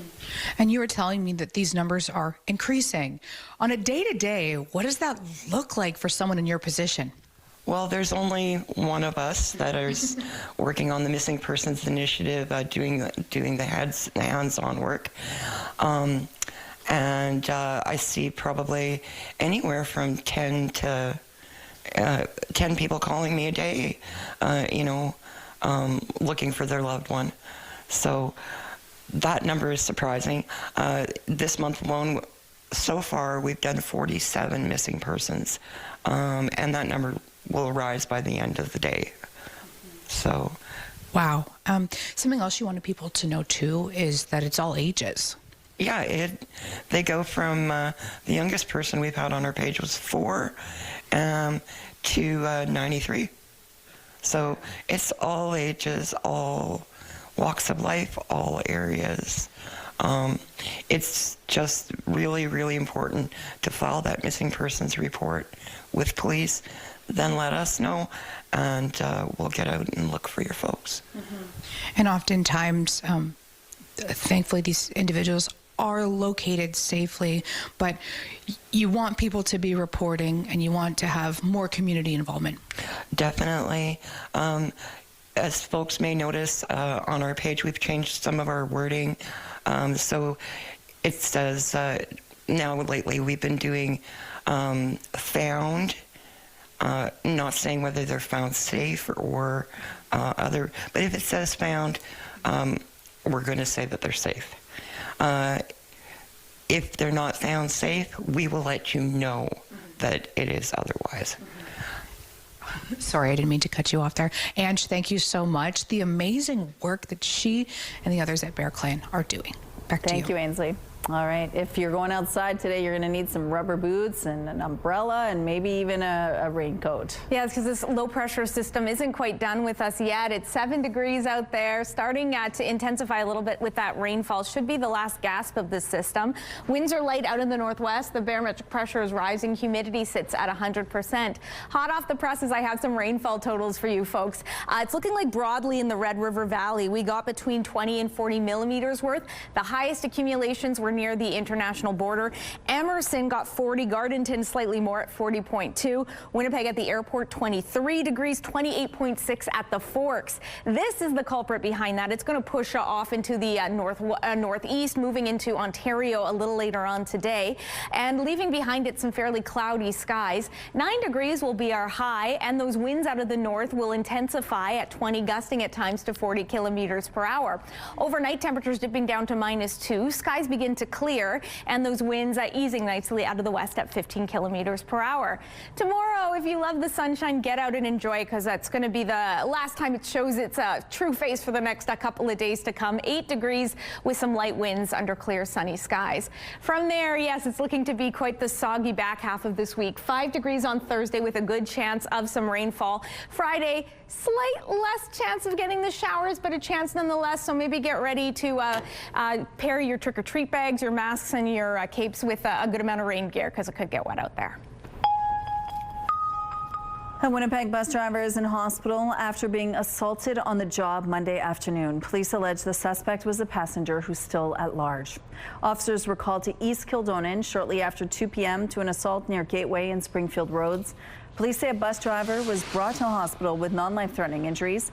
They allege it was a passenger who assaulted the driver. No one was arrested at the scene, and police are now looking for the suspect. Major Crimes is investigating. Charges are being laid after a gravely injured man was dropped off at Portage La Prairie's hospital. Mounties say on Saturday, a seriously injured 30-year-old man was driven to the local hospital, dropped off, and the vehicle then left. The man was pronounced dead. Police later found the vehicle at a Portage home. They arrested and charged a 29-year-old woman with manslaughter. The charge has not yet been tested. She's due in court at a later date. Manitoba's NDP government reintroduced ankle monitors to the justice system toolbox last year. They said it would improve public safety by clamping down on repeat offenders. Now new data has been released on the program's effectiveness so far. If you look at the numbers, if we just look at people who've been through the program, the success rate is like 11%. 61% of the people fitted with ankle monitor devices in Manitoba since last year have been rearrested or breached conditions. That's according to new data shared by Manitoba's Justice Minister. Out of the 530 people ordered to wear ankle monitors, 243 were rearrested for committing another crime or breaching conditions. Premier Wamkanu argues the high number of rearrests are a sign the ankle monitors are working as intended.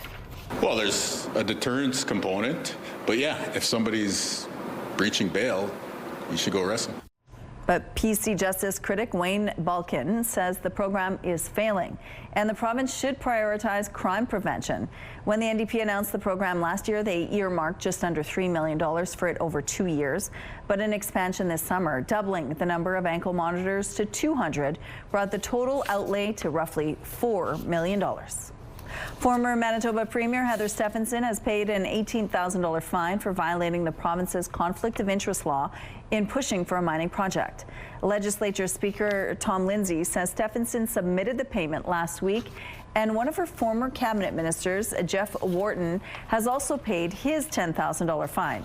Cliff Cullen, a former deputy premier, was also fined $12,000. He's left politics and has not spoken publicly on the matter. Earlier this month, members of the legislature approved the recommended penalties in a report from the Ethics Commissioner.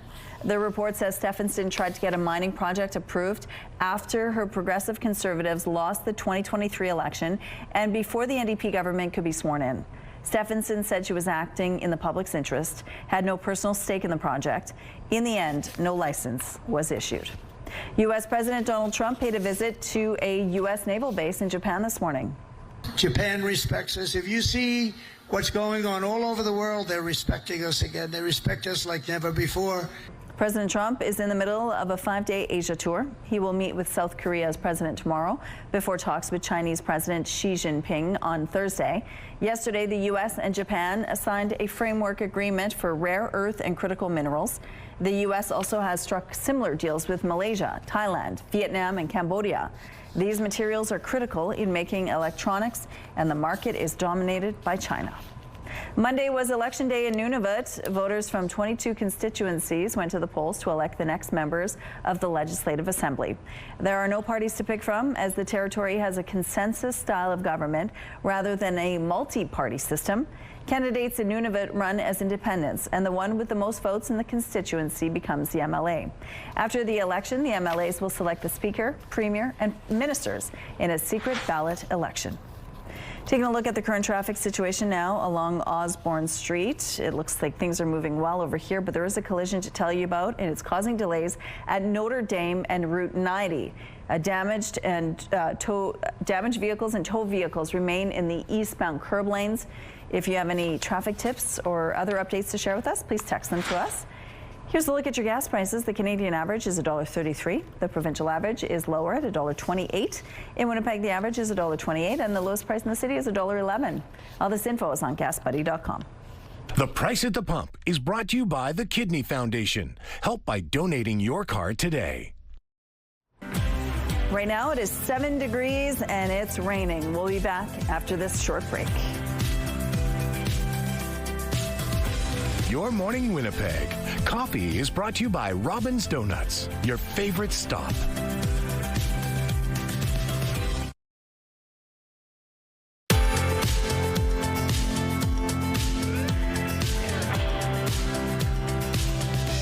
That rainfall continues in Winnipeg, but it should be tapering off in the next hour or so. It's 7 degrees out there. The winds are out of the northwest. Pressure is on the rise. Humidity sits at 100%. So we finally got some rainfall totals. Broadly speaking, about 20 to 40 millimeters fell between yesterday morning and currently. And the highest accumulations were felt around the international border around Emerson, which saw upwards of 40 millimeters, while we here in Winnipeg saw around 23 to 25 millimeters.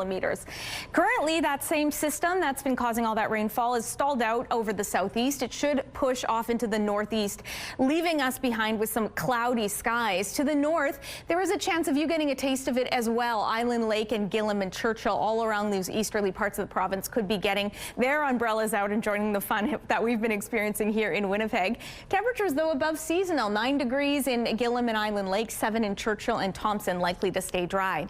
The northwest, likely overcast skies for you. Temperatures a few degrees cooler. 6 in the Paw, 8 in Norway House, Flin Flon at 4, Lynn Lake at 6.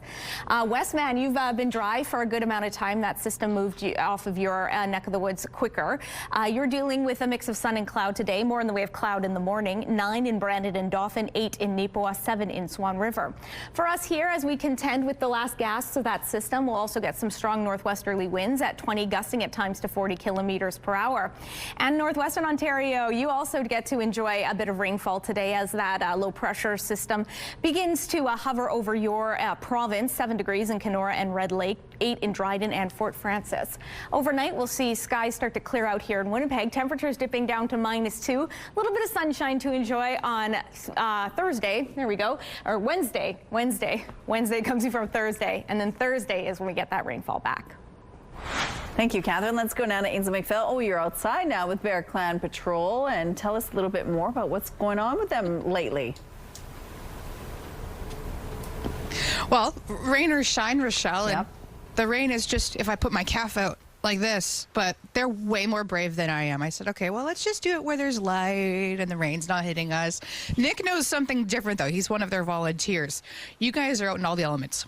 Yeah, no matter what, rain or shine, snow, doesn't matter. We're always going out with Bear Clan.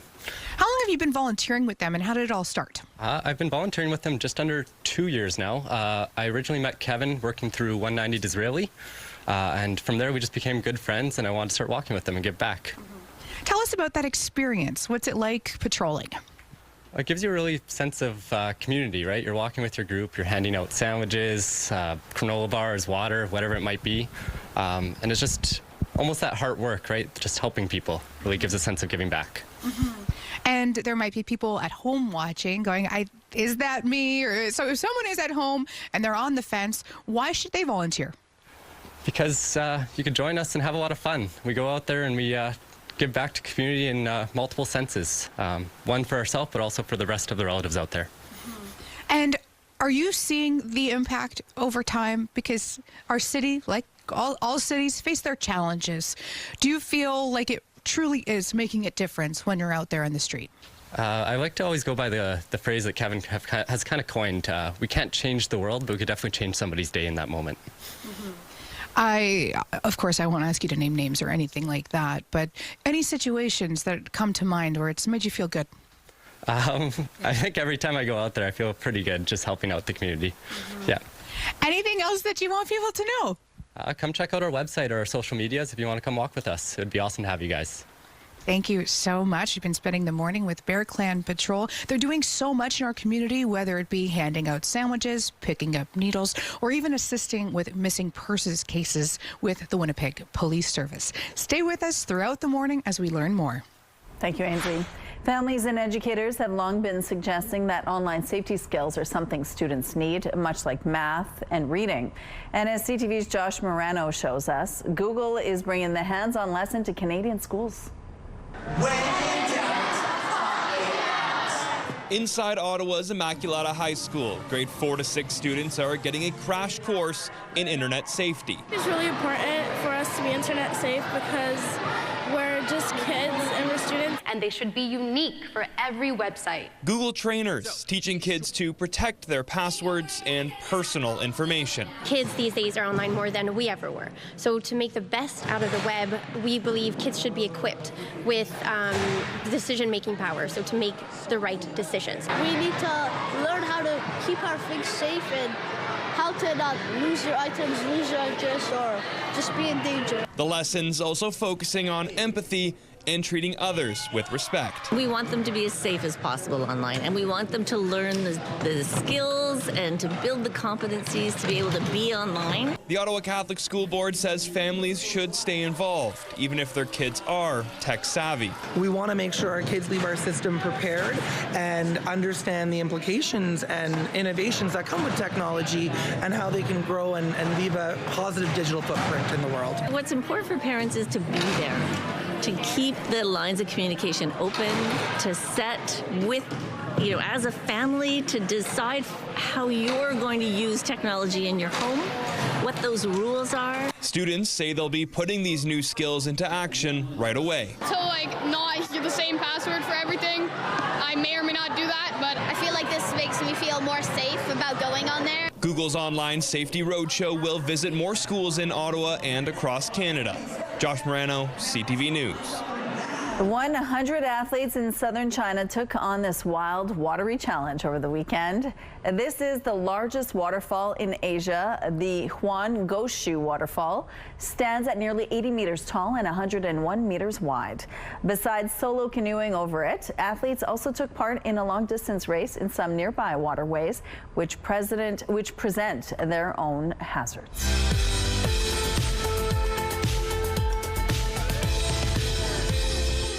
Let's see who's celebrating a milestone today. Happy 24th birthday to Justin, with love from your family. Happy sweet 16th birthday, Michaela. Love Mom, Dad, Wyatt, Emma Lee, and Joannie. Happy birthday, Lois, with love from all your family. Happy 18th birthday, Jaden. Love Mom, Dad, Drayden, Leighton, Peyton, and Jordan. Happy 40th birthday to Ron from your loving family, Arlene, Kaylee, Jordan, and Layla.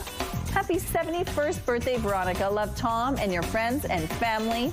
Happy sweet 16th birthday, Aubrey, with love from your dad, Megan and Rayla. And a happy 2nd birthday to Hannah. Love, Nana. To submit your milestone, visit our website, ctvnewswinnipeg.ca, and fill out the form at least 2 days in advance. It'll also enter you into our monthly contest for a chance to win a $100 gift certificate to Party Stuff. Milestones is brought to you by Party Stuff. 3 Winnipeg locations and at partystuff.ca.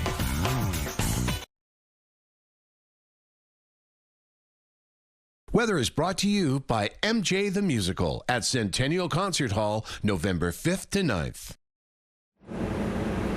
Today our high is above seasonal, to be sure, about 3 degrees, but it's considerably cooler than the high we got last year at 14.9 and well off that record set all the way back in 1903. We're still a little ways away from sunrise as well, maybe about 20 minutes.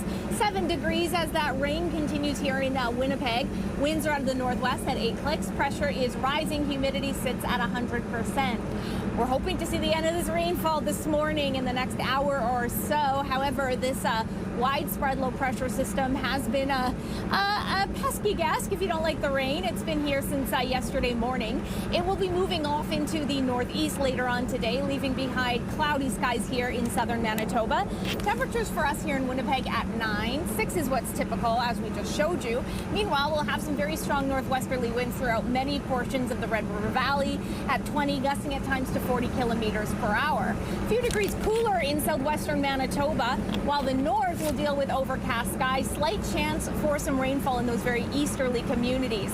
Overnight here in Winnipeg, skies start to clear out. Temperatures dip a few degrees below freezing as those winds ease. Tomorrow, the sunshine is back out, a touch cooler with a high of 8 degrees, and the rainfall's likely back in time for Thursday.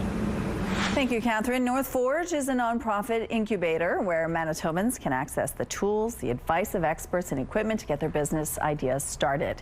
It helps entrepreneurs get their ideas to market. The incubator is hosting its first ever DARE Innovation Awards to celebrate and recognize entrepreneurs who have come through North Forge with their ideas and innovation. Joining us now to tell us more about the DARE Innovation Awards is Devin Shuchuk from North Forge. Good morning, Devin. Good morning. How are you? I'm well. Thank you so much for joining us. Now, before we get started to the awards, let's talk about North Forge. Yeah. What is that exactly? And if somebody's never heard of you, what do you do there? So North Forge is a nonprofit incubator that supports startups, specifically in tech, STEM, and advanced manufacturing. So we essentially help entrepreneurs who maybe have never even worked or founded a business before go from ideation to investment readiness. So it's a 4-stage founders program that we offer. We also have the largest publicly accessible fabrication lab in North America. So if you want to go and do rapid prototyping, or you're just a creative person, you want to build, you can come to our fab lab. So I call it like a gym membership, but for creatives. Okay. Because you pay a monthly fee for the Fab Lab, and then you can go and you can use a laser room, 3D printing, carpentry room, a metal shop. And that is aside to our core programming, which is the Founders Program, and is cost-free to all Manitobans because we solely exist to just help people build out their business ideas and support economic growth in the province. So for businesses, if they have an idea but they don't want to buy all that equipment, they don't need to. They can go to the North Forge and, you know, sort of start their business, get their ideas started, and then if sales start, then they can make their own investments. That's the plan, right? Exactly, and that is the biggest thing is we want to help catch entrepreneurs before they fall. Think about if you have a business idea and you start investing a ton of money, a ton of time, and then it doesn't work. Now, that's normal in entrepreneurs on the entrepreneurial world, is that, you know, failure is a thing that happens, but we don't want you to invest money, so much money, before you fail. Come to us, we'll help you. Say like, hey, I have this idea, and we'll take you through market validation. Maybe the idea is amazing, or maybe it's not, and that's okay. But we're gonna be there to support you and help you test that idea to make sure that it's profitable for you and beneficial for all involved. And you've seen some real success since North Forge began. We're talking about 600 successful businesses? So that's the thing. We've supported since mid-2020 over 600 startups. Now, do all of them still exist today? Not all of them, but that's okay, because in the life of an entrepreneur, you test, you have ideas, and sometimes they continue and sometimes they don't. But of the successful businesses that are still running, we have created over 1,200 full-time equivalent jobs in Manitoba, and those businesses have raised over $40 million in capital. That is cool. Okay, so right now you're looking for people to sort of elect someone as a winner of as an innovator, right? Yes. Tell us about your DARE Awards. Okay, so the DARE Innovation Awards, the best thing about this is that it's actually open to people who are not involved in North Forge programming. This is going to be a premier entrepreneurial event celebrating all entrepreneurs across industries in Manitoba. So this is happening on February 24th, 2026 at the Royal Aviation Museum of Western Canada. And what it is it is a gala, an evening to celebrate Manitobans. Find that Manitobans are so humble and rarely talk about themselves. So we are calling for nominations at dareinnovationawards.com. Well, there are 9 different award categories that we are celebrating. Innovation in film and media, Indigenous innovation, innovation in biosciences, a Legacy Innovator Award for, you know, a company or a person who has helped shape Manitoba into the entrepreneurial landscape it is. That's amazing. It's fantastic. Well, we do have a link on our website, so if you're looking for more information or you want to nominate a business, you can find more details there. Thank you, Devin, for sharing this with us. Thank you so much. Hello there, Kara Wagland inside the Sports Center newsroom with your must-see moment from Monday. And before we take you to Pittsburgh for yet another milestone moment for Sidney Crosby. Third period, Crosby gets sent in on the breakaway. His initial shot is stopped, but he pounces on the rebound and scores. One of 3 points on the night for Crosby. He becomes just the 9th player in NHL history to reach 1,700 career points and also earns your must-see moment from Monday. And coming up Tuesday on TSN, MLS playoffs continue. We have Charlotte in action taking on New York City. Coverage for that one gets underway at 6:30 p.m. Eastern Time. That's all for now from Sports Center. Have a great day.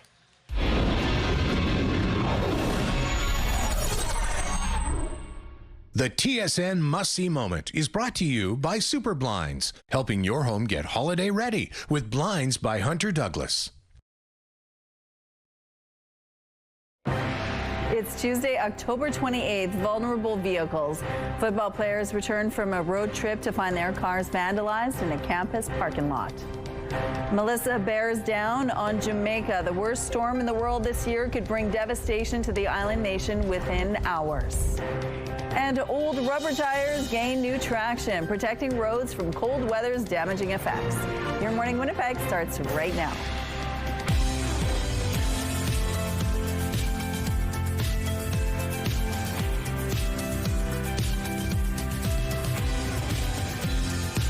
Good morning. It's 8 o'clock on your Tuesday. Thank you so much for joining us here on Your Morning Winnipeg. We have a lot in the next hour. Halloween is on Friday, so we're going to have a makeup artist giving us some pointers on how to get your makeup done just right for Halloween. We have 2 different looks for you. I don't want to give it away just yet, so you'll have to stay tuned. There's one segment at 8:15 and the other one at 8:45. 2 different makeup looks from a real professional makeup artist. Could use it because I look scary most mornings. So any tips to help? Those puddles out there, though, could be scary. They're deep and they're continuing to fill up. Yes, a word to the wise pedestrian. Make sure you're keeping tabs on where those puddles are, and if oncoming traffic could do their best to go over them safely, not at too high speeds when that's possible, so that you can keep those pedestrians dry. But yes, you'll also need an umbrella this morning to do that because that system continues to shower over us. 7 degrees here in Winnipeg. Winds are light out of the northwest. The barometric pressure is rising. Humidity sits at 100%. So this very broad, deep, low pressure system that has been, as mentioned, showering much of Manitoba, southern Manitoba to be specific, with rainfall, is starting to lose its grip on us. It's starting to push out, but it really has been stalled out over the southeast. Broadly, about 20 to 40 millimeters has fallen across the Red River Valley. For us here at different parts of Winnipeg, it's more about 25 millimeters. The strongest, highest accumulations, rather, are around the international border. Emerson saw about 40 millimeters. So this system here is kind of vertical over our province. As the day progresses, it moves off into northwestern Ontario, and some very easterly, northeasterly parts of our province could also deal with the rainfall today as it leaves our neck of the woods. Meanwhile, we'll deal with some cloud coverage today. Temperatures seasonal, and we'll have a little bit of a clearer night ahead as those clouds start to leave our sky, setting the stage for our last chance at some sunshine for this week, to the point that we get some rainfall into time for the back end of this week, so those trick-or-treaters might be getting a little bit soggy in addition to their Kit Kats. Your weather art of the day, Eli drew this of the adorable Canadian geese getting ready to fly away for the season. Thank you to Eli for drawing that, for his parents and loved ones for sending it in. And if you have any pictures of your weather-themed artwork, email us. The Weather Art of the Day is brought to you by 103.1 Virgin Radio. The University of Manitoba football players returned from an away game this weekend to find their vehicles vandalized. This is what they found at 3:30 Sunday morning after the team came back from their weekend game in Saskatchewan. 8 players had their vehicles vandalized while parked at the university's outdoor soccer field. John Moore, the parent of one of the players, is concerned none of the vehicle owners was called when it happened. He's calling for increased security at the school. They did say they knew about it, and all they did was put a piece of paper on their window saying the incident report. A statement from the University of Manitoba to CTV News says its security services responded, and people were also encouraged to report the incidents to the Winnipeg Police Service and their insurer. They say the investigation is now with Winnipeg Police. Jamaica is bracing for impact this morning as the world's most powerful storm of the year gets closer and closer to making landfall. Hurricane Melissa is set to pummel Jamaica as a catastrophic Category 5 storm, which is the strongest to lash the island since record keeping began 174 years ago. The storm is expected to bring up to 100 centimeters of rain and up to 4 meters of storm surge. The government has said it's done all it can to prepare for the storm. The Red Cross says the storm could impact 1.5 million people in Jamaica alone. It's also expected to impact Cuba and then head toward the Bahamas. There's a new twist on the saying where the rubber meets the road. Now the rubber is actually under the road thanks to a new repaving program which sees tires recycled and repurposed. I love doing this job. I can take the garbage that they used to bury in the landfills and I can put it in a road. Peter Schrader and his team have rebuilt roads across Manitoba for 20 years, processing old rubber tires for use in repaving roads. The shredded rubber helps stop water from rising up into the roadbed above it. He says once the water thaws in the spring, gravel roads can be damaged from the resulting expansion, leaving soft spots. After excavating and putting some of the rubber material underneath, the road is compacted and ready for drivers. It's a rebuilding process Schrader has used recently in Gimli, the RM of Stanley, and the RM of Yellowhead. Yellowhead Council says it was an easy decision. The success stories that other municipalities had with the method, but plus it was kind of a win-win. It was a way to use up some of the tires that were piling up and put them to good use at a reasonable cost. Another selling point for the program, Mayor Starrick says the municipality received funding for the road work from Tire Stewardship Manitoba. UNICEF is tapping into some Halloween nostalgia, bringing back the Halloween box. Kind of. It's actually a new shirt. The shirt is selling online for $50. It obviously has a throwback look to it with a 90s UNICEF box, but it also includes a QR code for donations. Those didn't exist in the 90s. UNICEF says proceeds from the shirts will fund programs around the world, including education, safe water, vaccines, and health care for children. Here's what's happening now at Main and Broadway. Looks like things are moving well in this part of the city. No issues to tell you about at this point in the drive. If you see any problems, though, please let us know. Traffic is brought to you by Curtis Carpets, Manitoba's flooring experts. Let's go back now to Ainsley McPhail, who's with Bear Clan Patrol this morning. And Bear Clan would not be possible without the help of volunteers, Ainsley. Good morning, Rochelle. Good morning, Manitoba. I was telling Kevin, stop laughing. Seriously, this is very, very serious. No, you and the volunteers, you've really developed a community, and that's what this whole approach is about when it comes to Bear Clan. How important is that? I think having the community involved is of number one importance. We have members that are straight from the community, and we have members from all walks of life that are joining us now, and I think that's what brings the harmony to the community. Mm-hmm. And you're calling out, you want more volunteers. Downtown safety, obviously extremely important, but sometimes overlooked is the other pockets of our city. Sure, yeah, it's not just a downtown problem, it's a throughout the city problem, and I think having different chapters throughout the city really helps make a difference. We're in the North End as well as West Broadway downtown and Northwest in Tyndall Park area. Where do you think the greatest need is right now in terms of the volunteer gap? I think the inner city is always going to be a bit of challenges. I'm sure the West End, Central, and of course the downtown area as well is always busy with different challenges. Volunteers can come in many ways, shapes, and forms. People are getting creative now if they want to help. If say they're even outside of Winnipeg. For sure. What are some good examples? Yeah, we have several people from the town of Beausejour wanting to help out. We've had some people last year donating a bunch of clothing and things like that. And then this year we have a lady that's going to be making us sewing mitts for us and handing them out to the community. So it's super important. Okay, all the Babas watching, you better get those knitting needles ready. You're going to get a whole bunch.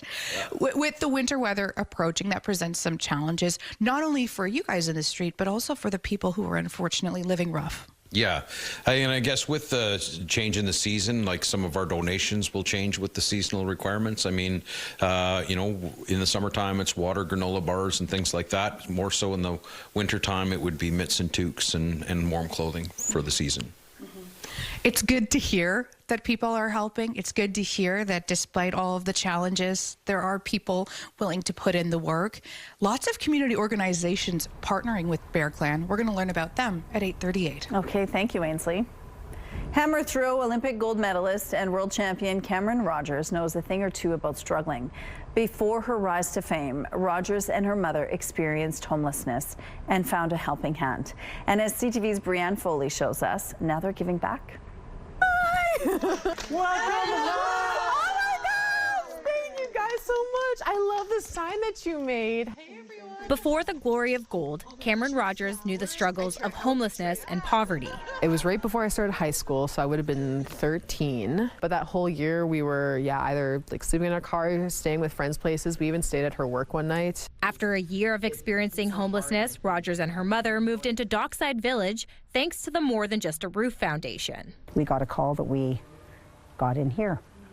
And I remember when we lived right in this unit here, and I remember when we came to look at it, and it was like amazing. We had this really cute 2-bedroom townhouse, and I'm like, wow, like this, it was game changing. This is the place that we could start building our life back up. More Than Just a Roof Foundation looks to give people like Sherry and Cameron a place to rebuild. We're working to break those cycles of poverty and homelessness by providing real practical long-term solutions like food programming, education, mental and physical health support. If it wasn't for Dockside, if it wasn't for MTR, I don't think I would be where I am.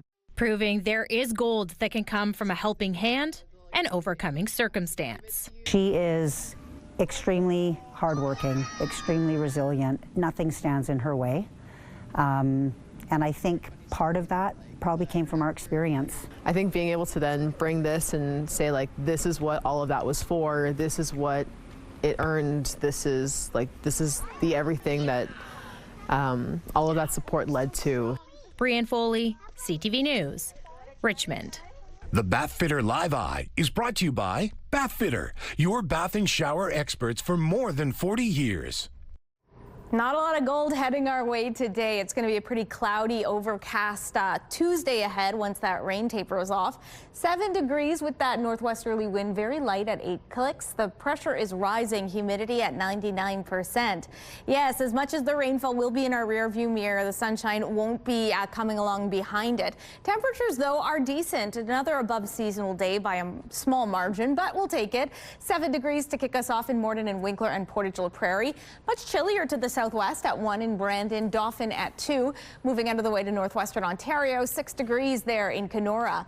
Cooler as well in the northwest, still struggling to make it above freezing. Meanwhile, 9 degrees in Island Lake. Weather reporting stations once again offline there in Churchill and Gillam. My apologies. As you put the kids on the bus, best to have them prepared for that rainfall. It's likely to taper off in the morning, but you never know when, so it'll likely be still a bit soggy as they head out. 7 degrees as they get to Class 8 as they take take lunch as those clouds move in and our skies give up on the rainfall, if you will, once that low pressure system pushes off into northwestern Ontario. And on the way home, 9 degrees under those mostly cloudy skies. Winds will also be strong out of the northwest at 20, gusting at times to 40 kilometers per hour. They'll ease overnight as temperatures dip down to -2. Our skies will start to clear as well, setting the stage for a sunny day, one of the few we have in the many days to come there. Into Thursday, we start to see that rainfall return. Environment and Climate Change Canada has about a 60% shot with a high of 5 degrees. And when trick-or-treaters head out the door, they could be bringing umbrellas with them. We're going to take a break. Stay with us. More Your Morning Winnipeg ahead.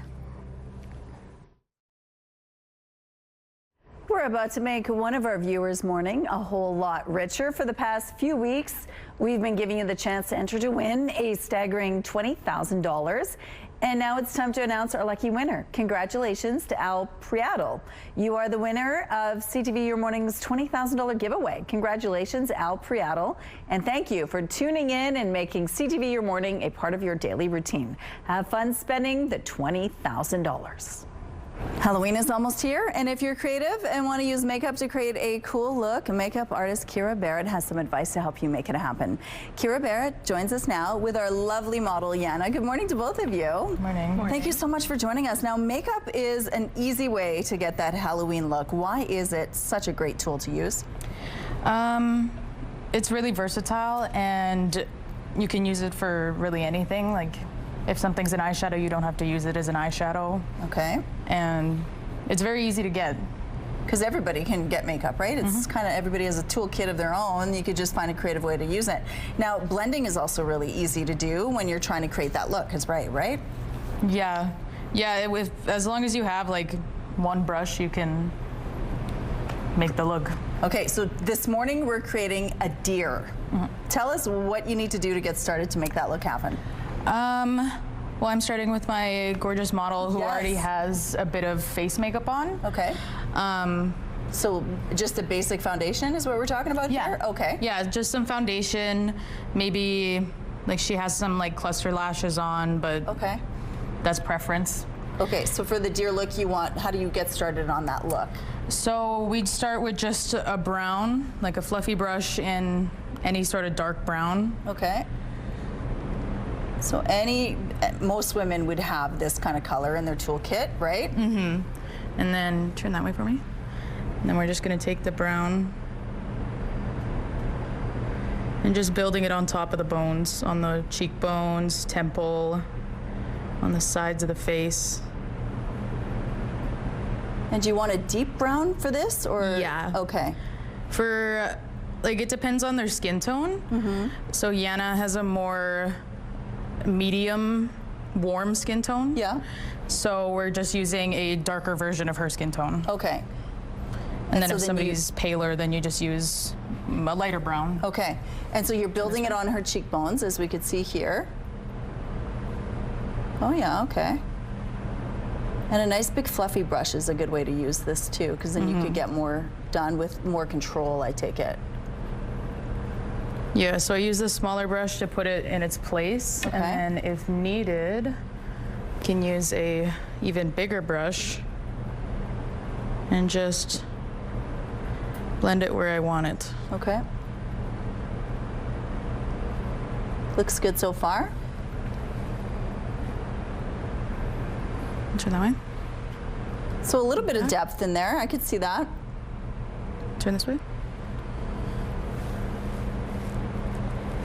And again, makeup is so easy to use. It's versatile. You can play with it. You could do different looks if you want as well.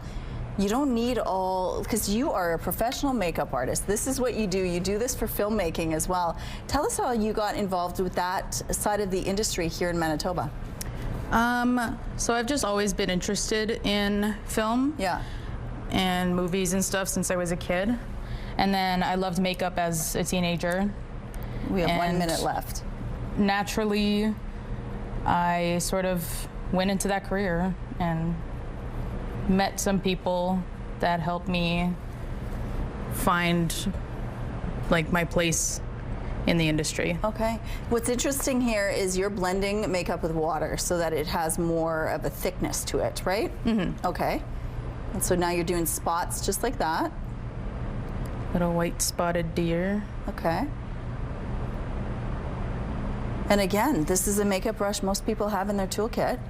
You've been doing makeup since you were a little one, right? You did it. Tell some of the earliest memories of you, because you grew up in Fisher River, so Fisher Branch. Fisher Branch.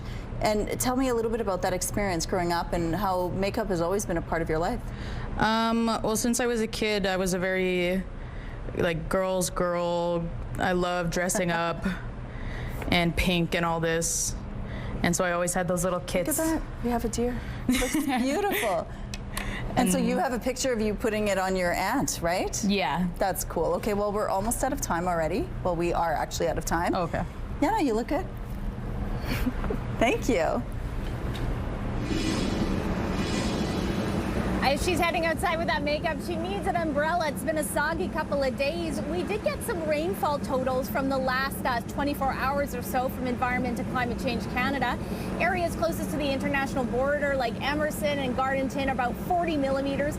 We here in Winnipeg were between 23 and 28, depending on where you're at. Morden and Winkler at 23 and 21, quite a variation there. So that rainfall continues, as you can see. We're hoping it's going to be leveling off in the next hour or so.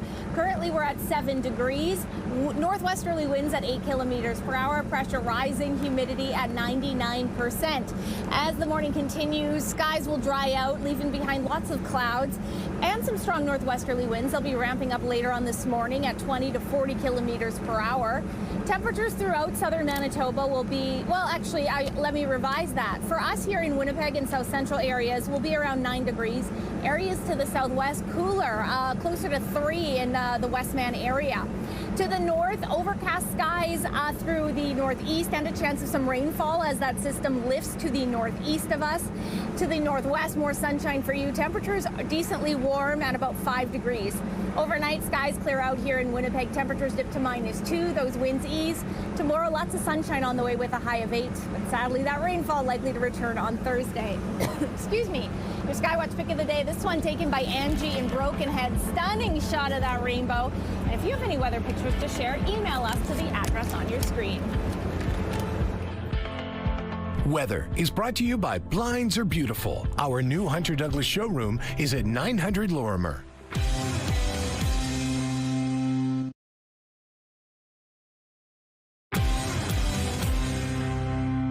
Canadian uranium producer Cameco and Brookfield Asset Management stand to benefit from an $80 billion deal between the U.S. government and Westinghouse to build nuclear reactors. Cameco is a major owner of Westinghouse, and this will strengthen its position as a key supplier as the North American nuclear industry powers back up.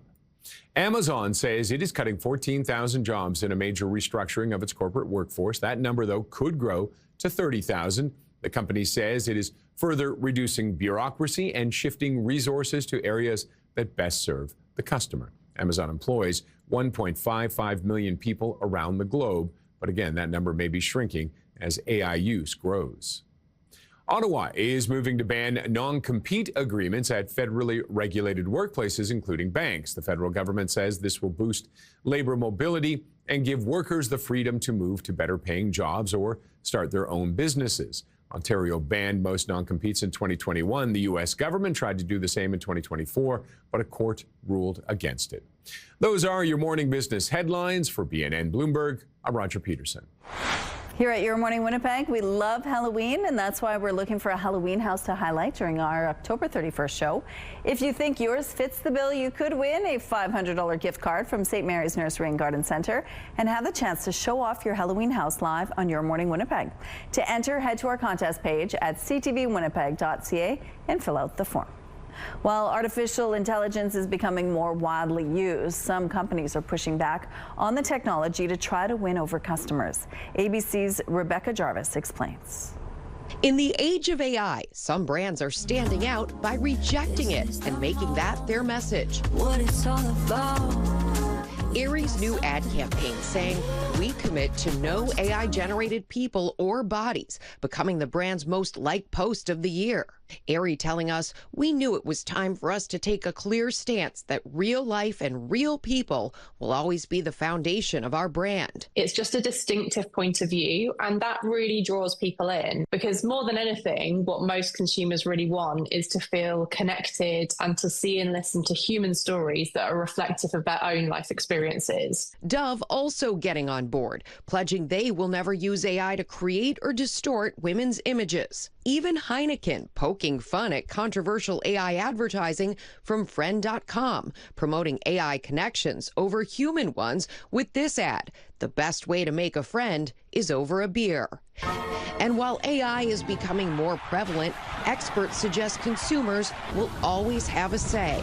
Consumer behavior has a huge opportunity to impact how brands think about using AI, and also advertisers, because ultimately the point of advertising is to sell more stuff. And so if consumers speak by making it really clear that they might reject certain brands if they're using AI in a way that doesn't speak to them, then brands will listen to that. Money speaks. This doesn't make me want to buy anything. We want to look at real people in magazines. This summer, an ad from Guess featuring AI models sparked controversy for perpetuating unrealistic standards of beauty, but the agency who created the models defended the practice. This is meant to just supplement and to add, a new avenue of marketing. I think it's this sort of putting your foot in the water to see how much people will tolerate it until it's either rejected altogether or somewhere down the line acceptable. It's pretty compelling for companies to use this technology because it helps reduce the cost of making ads. But if the public isn't going to accept it, then making those creative assets aren't helpful at all. Rebecca Jarvis, ABC News, New York. Your Morning Winnipeg. Coffee is brought to you by Robin's Donuts, your favorite stop.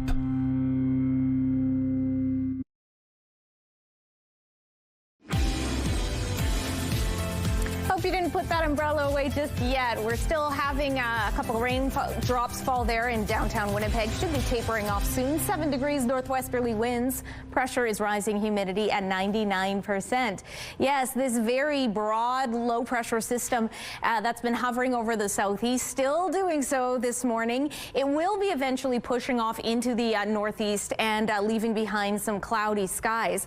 And that means that that system will be bringing some moisture to areas like Island Lake this afternoon, Gillam and Churchill. A little bit more sun expected, though, in Gillam and Island Lake to go with it, while Thompson staying dry but pretty cloudy with a high of 8 degrees. The northwest also staying dry, cloudy as well. Temperatures about seasonal to what's typical for this time of year. 6 degrees in the Paw, 4 in Flin Flon, 8 in Norway House. Southwestern Manitoba, a decent amount of sunshine on the way for you. Temperatures at 9 degrees in Brandon and Neepawa and Dauphin, a little bit cooler in Swan River. For us here in Winnipeg, we'll deal with this rain to begin the day, as you've already seen and experienced. It'll taper off later this morning. Cloudy skies, strong northwesterly winds. Temperatures there peaking at around 9 degrees. And then northwestern Ontario, you too could be getting the remnants of the system bringing rainfall to your skies. 8 in Kenora, Dryden, and Fort Frances. 7 in Red Lake. Overnight, our skies clear out. Our winds begin to ease. Temperatures dipping down to about -2 degrees, setting the stage for a lovely sunny day ahead on Wednesday. 8 degrees, and enjoy that sunshine because it will be in short supply for the rest of the week. A 60% chance of a rainfall on Thursday with a high of 5 degrees, and the trick-or-treating could be a bit soggy on Friday with a high of 5. Crowded waiting rooms in Winnipeg's ERs are nothing new, but the Manitoba Nurses Union is calling a recent situation at Health Sciences Centre totally unacceptable. The Nurses Union says HSC's emergency department was running at a capacity of more than 200% for over a week. In a post on social media, President Darlene Jackson says at one point there were 120 patients waiting to be seen. Jackson says the overflow forced nurses to care for stroke patients in hallways while other patients waited hours for treatment. The situation became so dire, some adult patients were redirected to the children's ER. PC health critic Kathleen Cook says this is evidence the NDP's plan to fix the healthcare system isn't working. The NDP talks about numbers of so-called net new hires, but when an organization like the Manitoba Nurses Union can't get the data on where those nurses are, whether they're full-time or part-time or casual, and how many nurses have retired without paying a $2,000 fee estimate, it really makes me wonder how credible are the NDP's claims. In response, Premier Wam Kanu says his government is working every day to improve emergency services. Well, we check the numbers each and every day, and what I'm giving you is up to the minute, and it's pretty consistent with what we've been seeing. But like I said, people on the front lines do great work. We're doing a lot on the safety side to support them. We've done a ton on the staffing side, so we're going to keep working on that.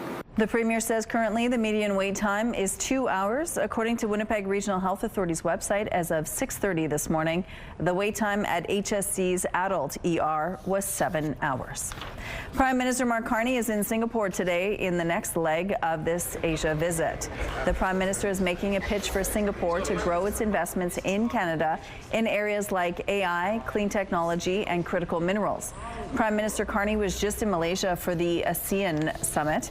Next, he will be in South Korea for the APEC forum. Prime Minister Carney has a meeting planned with Chinese President Xi Jinping while in South Korea.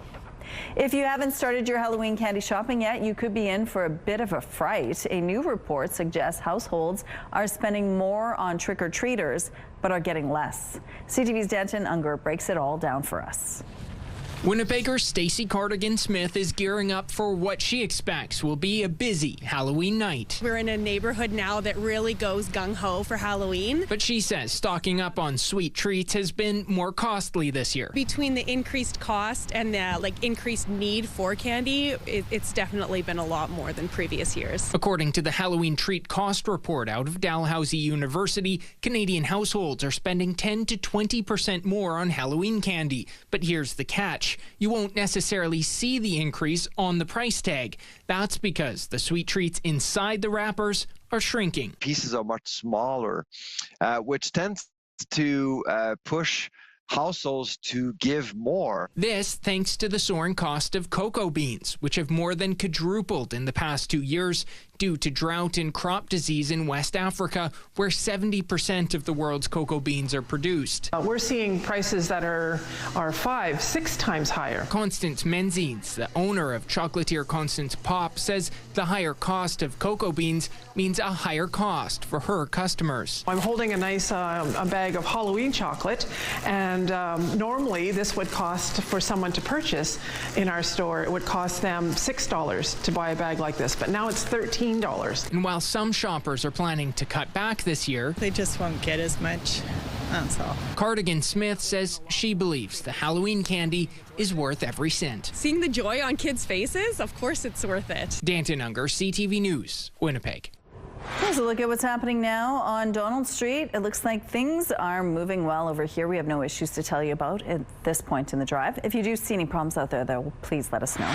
Here's a look at your gas prices. The Canadian average is $1.33. The provincial average is lower at $1.28.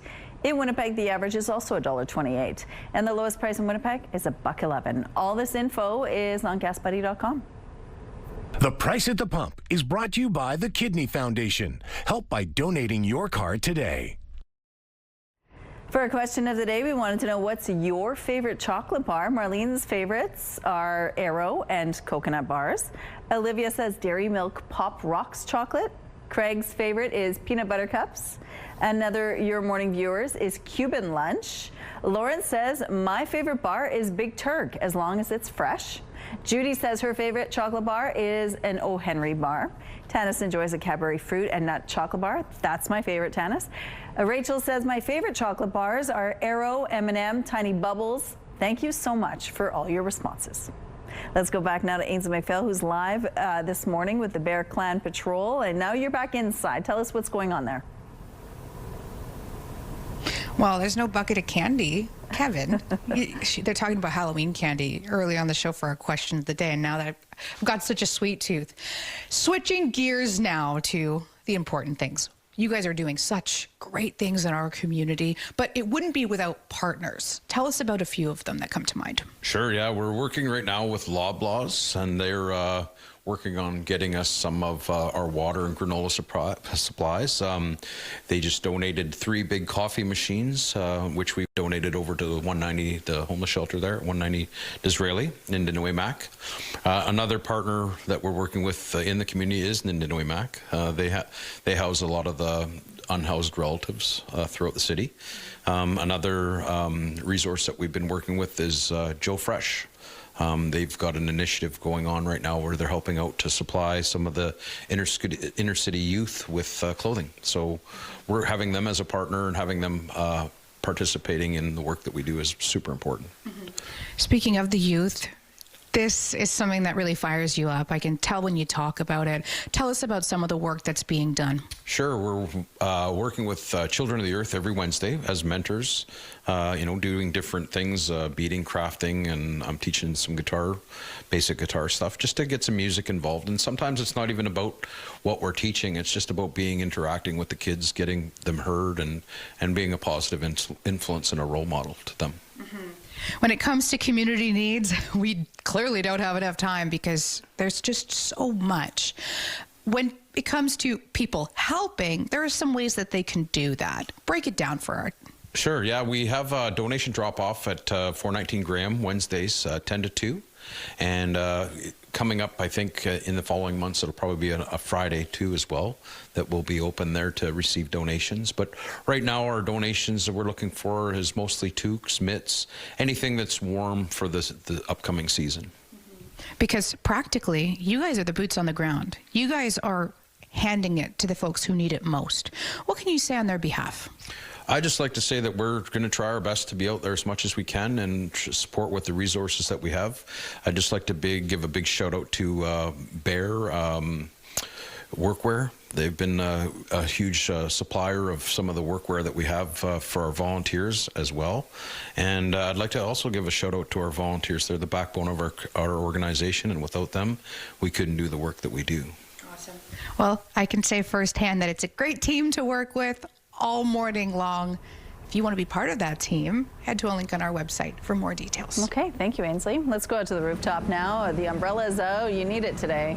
You know what, Rochelle, though? Fingers crossed. It is a little bit sprinkly. That's a very official weather term, but we're starting to see this system move out. The last remnants being felt now, and then we hopefully will be able to put this away for at least a day. That's not bad. 7 degrees, overcast skies with a raindrop here or there. Northwesterly winds are light this hour, pressure rising, humidity at 99%. So once we get rid of the rain, we're still going to contend with a good amount of cloud coverage. Temperature is pretty uniform across the south at about 9 degrees, a few degrees above seasonal. 6 is what's typical for us here in Winnipeg.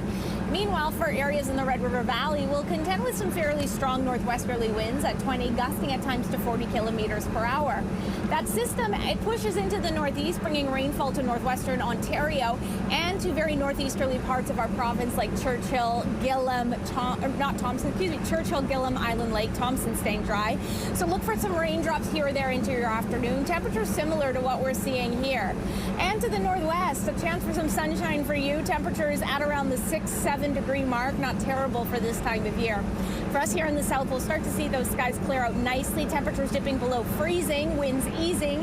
And then tomorrow, tons of sunshine to enjoy, but it is short-lived. We have a 60% chance of rainfall in Winnipeg coming on Thursday. So again, keep this handy. You might need it. Okay, we're going to take a break here on Your Morning Winnipeg. I'm going to go inside and dry off, but stay with us. Lots more still to come. Weather is brought to you by ABC Fire and Safety, your CO2 refill store.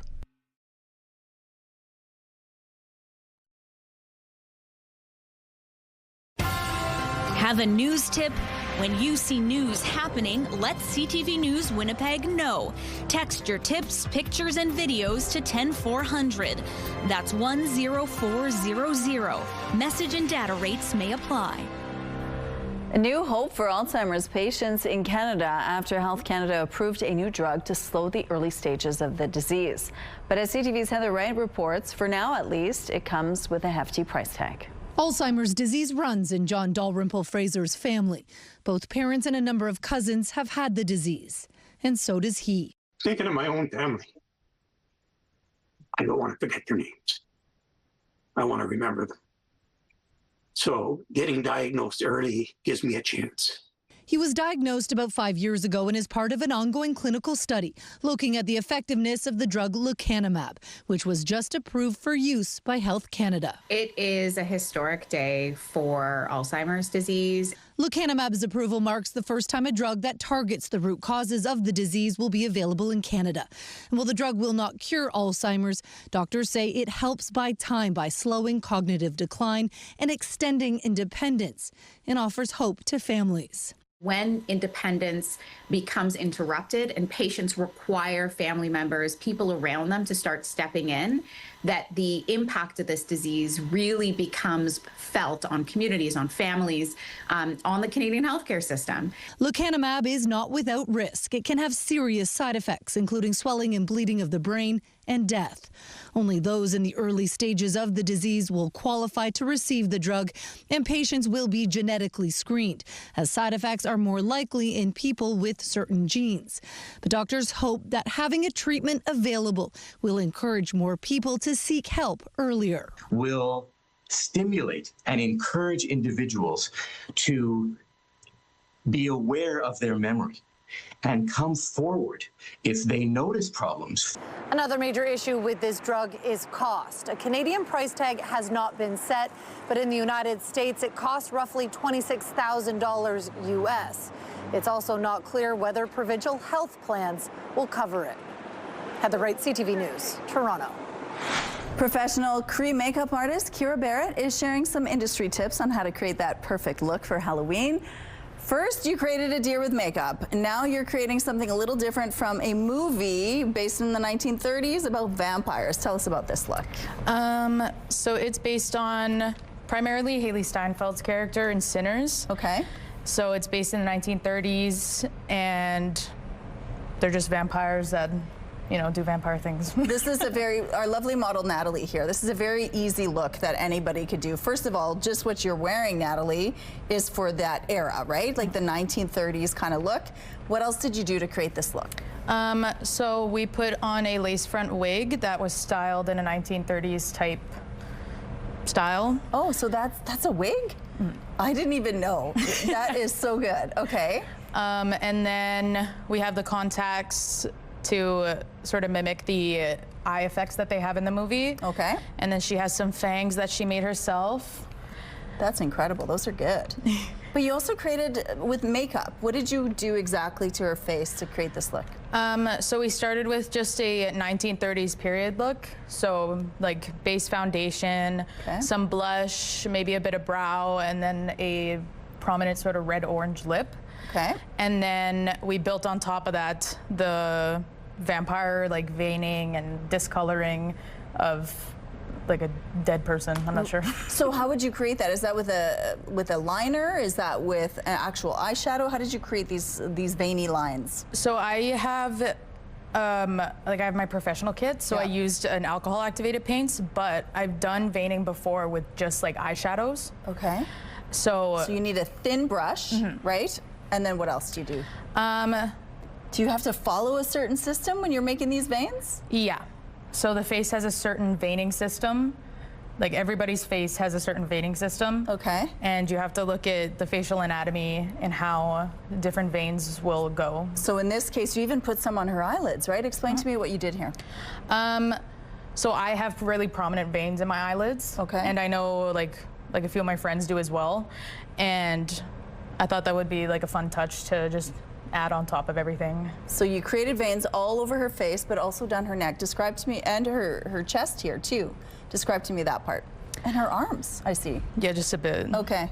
Yeah, no, all the veins, like, I mean, they run through the entire body. Yeah. So if she's dead, her skin would be more translucent and it would show the veins. That's interesting. And this is actually kind of a bluish green color that you're using as well, right? So you just need to find an eyeshadow that'll work with that color. Yeah, no, like I used a bluish green and then I used some like brownish purples. Okay. And like they work out really nice. They're pretty easy to find. Okay, that's nice and easy. And then of course there's the blood because you're a vampire. That's what you do.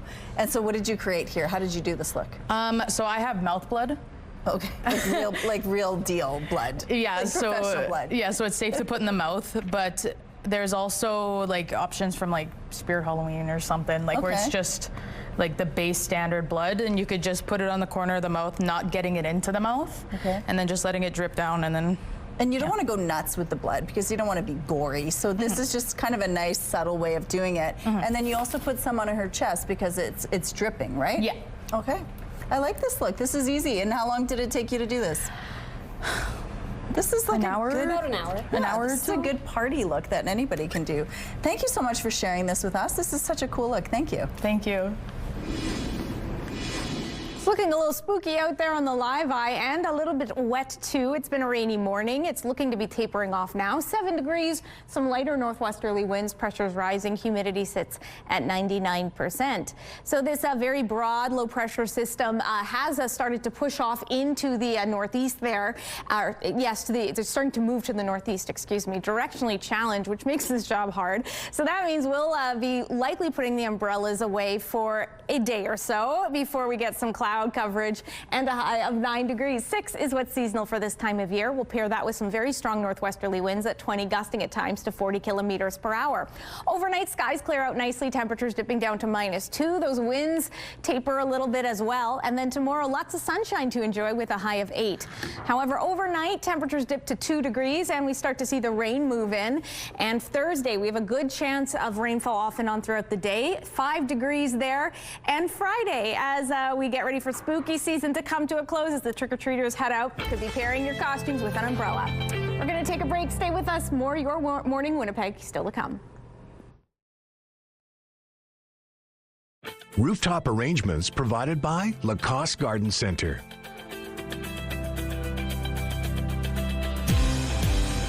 Salon services provided by Essentique Spa Salon. Before we send you on your way, we're going to have some fun video to show you going grocery shopping has never looked this good. Little Hannah can't do any of the shopping herself, so she wears it all in her hair. Her cute clips change with each trip, from an assortment of fruits to a variety of veggies to delicious pastries and desserts. They're hanging on for dear life. There's not a lot of hair there. It's so cute, though. It's cute. Well, some people in Belgium are having a very gourd time. This is in Casterlee, a small town with big pumpkins in Belgium. People there took part in an annual event, paddling their gourds around a pond. It's organized by a local kayaking club and pumpkin growers. Imagine what you'd smell like after that. Wet pumpkin. Yes. Yum. Well, do you want to do what the happiest animals in the world look like? We'll take a look at this. This is Koka. It's considered the happiest animal because it usually looks like it's smiling. Oh, look how sweet. It's all because of their natural facial structure and coloration. The small marsupials are primarily found in Western Australia. Yeah, my natural features are not smiling. Let's just say. Look at that little face. Perfect little cartoon character. It looked like a teddy bear, kind of. Yeah, I want one as a pet, as Director Kim says. But that does it for us. Have a good day. We'll see you tomorrow.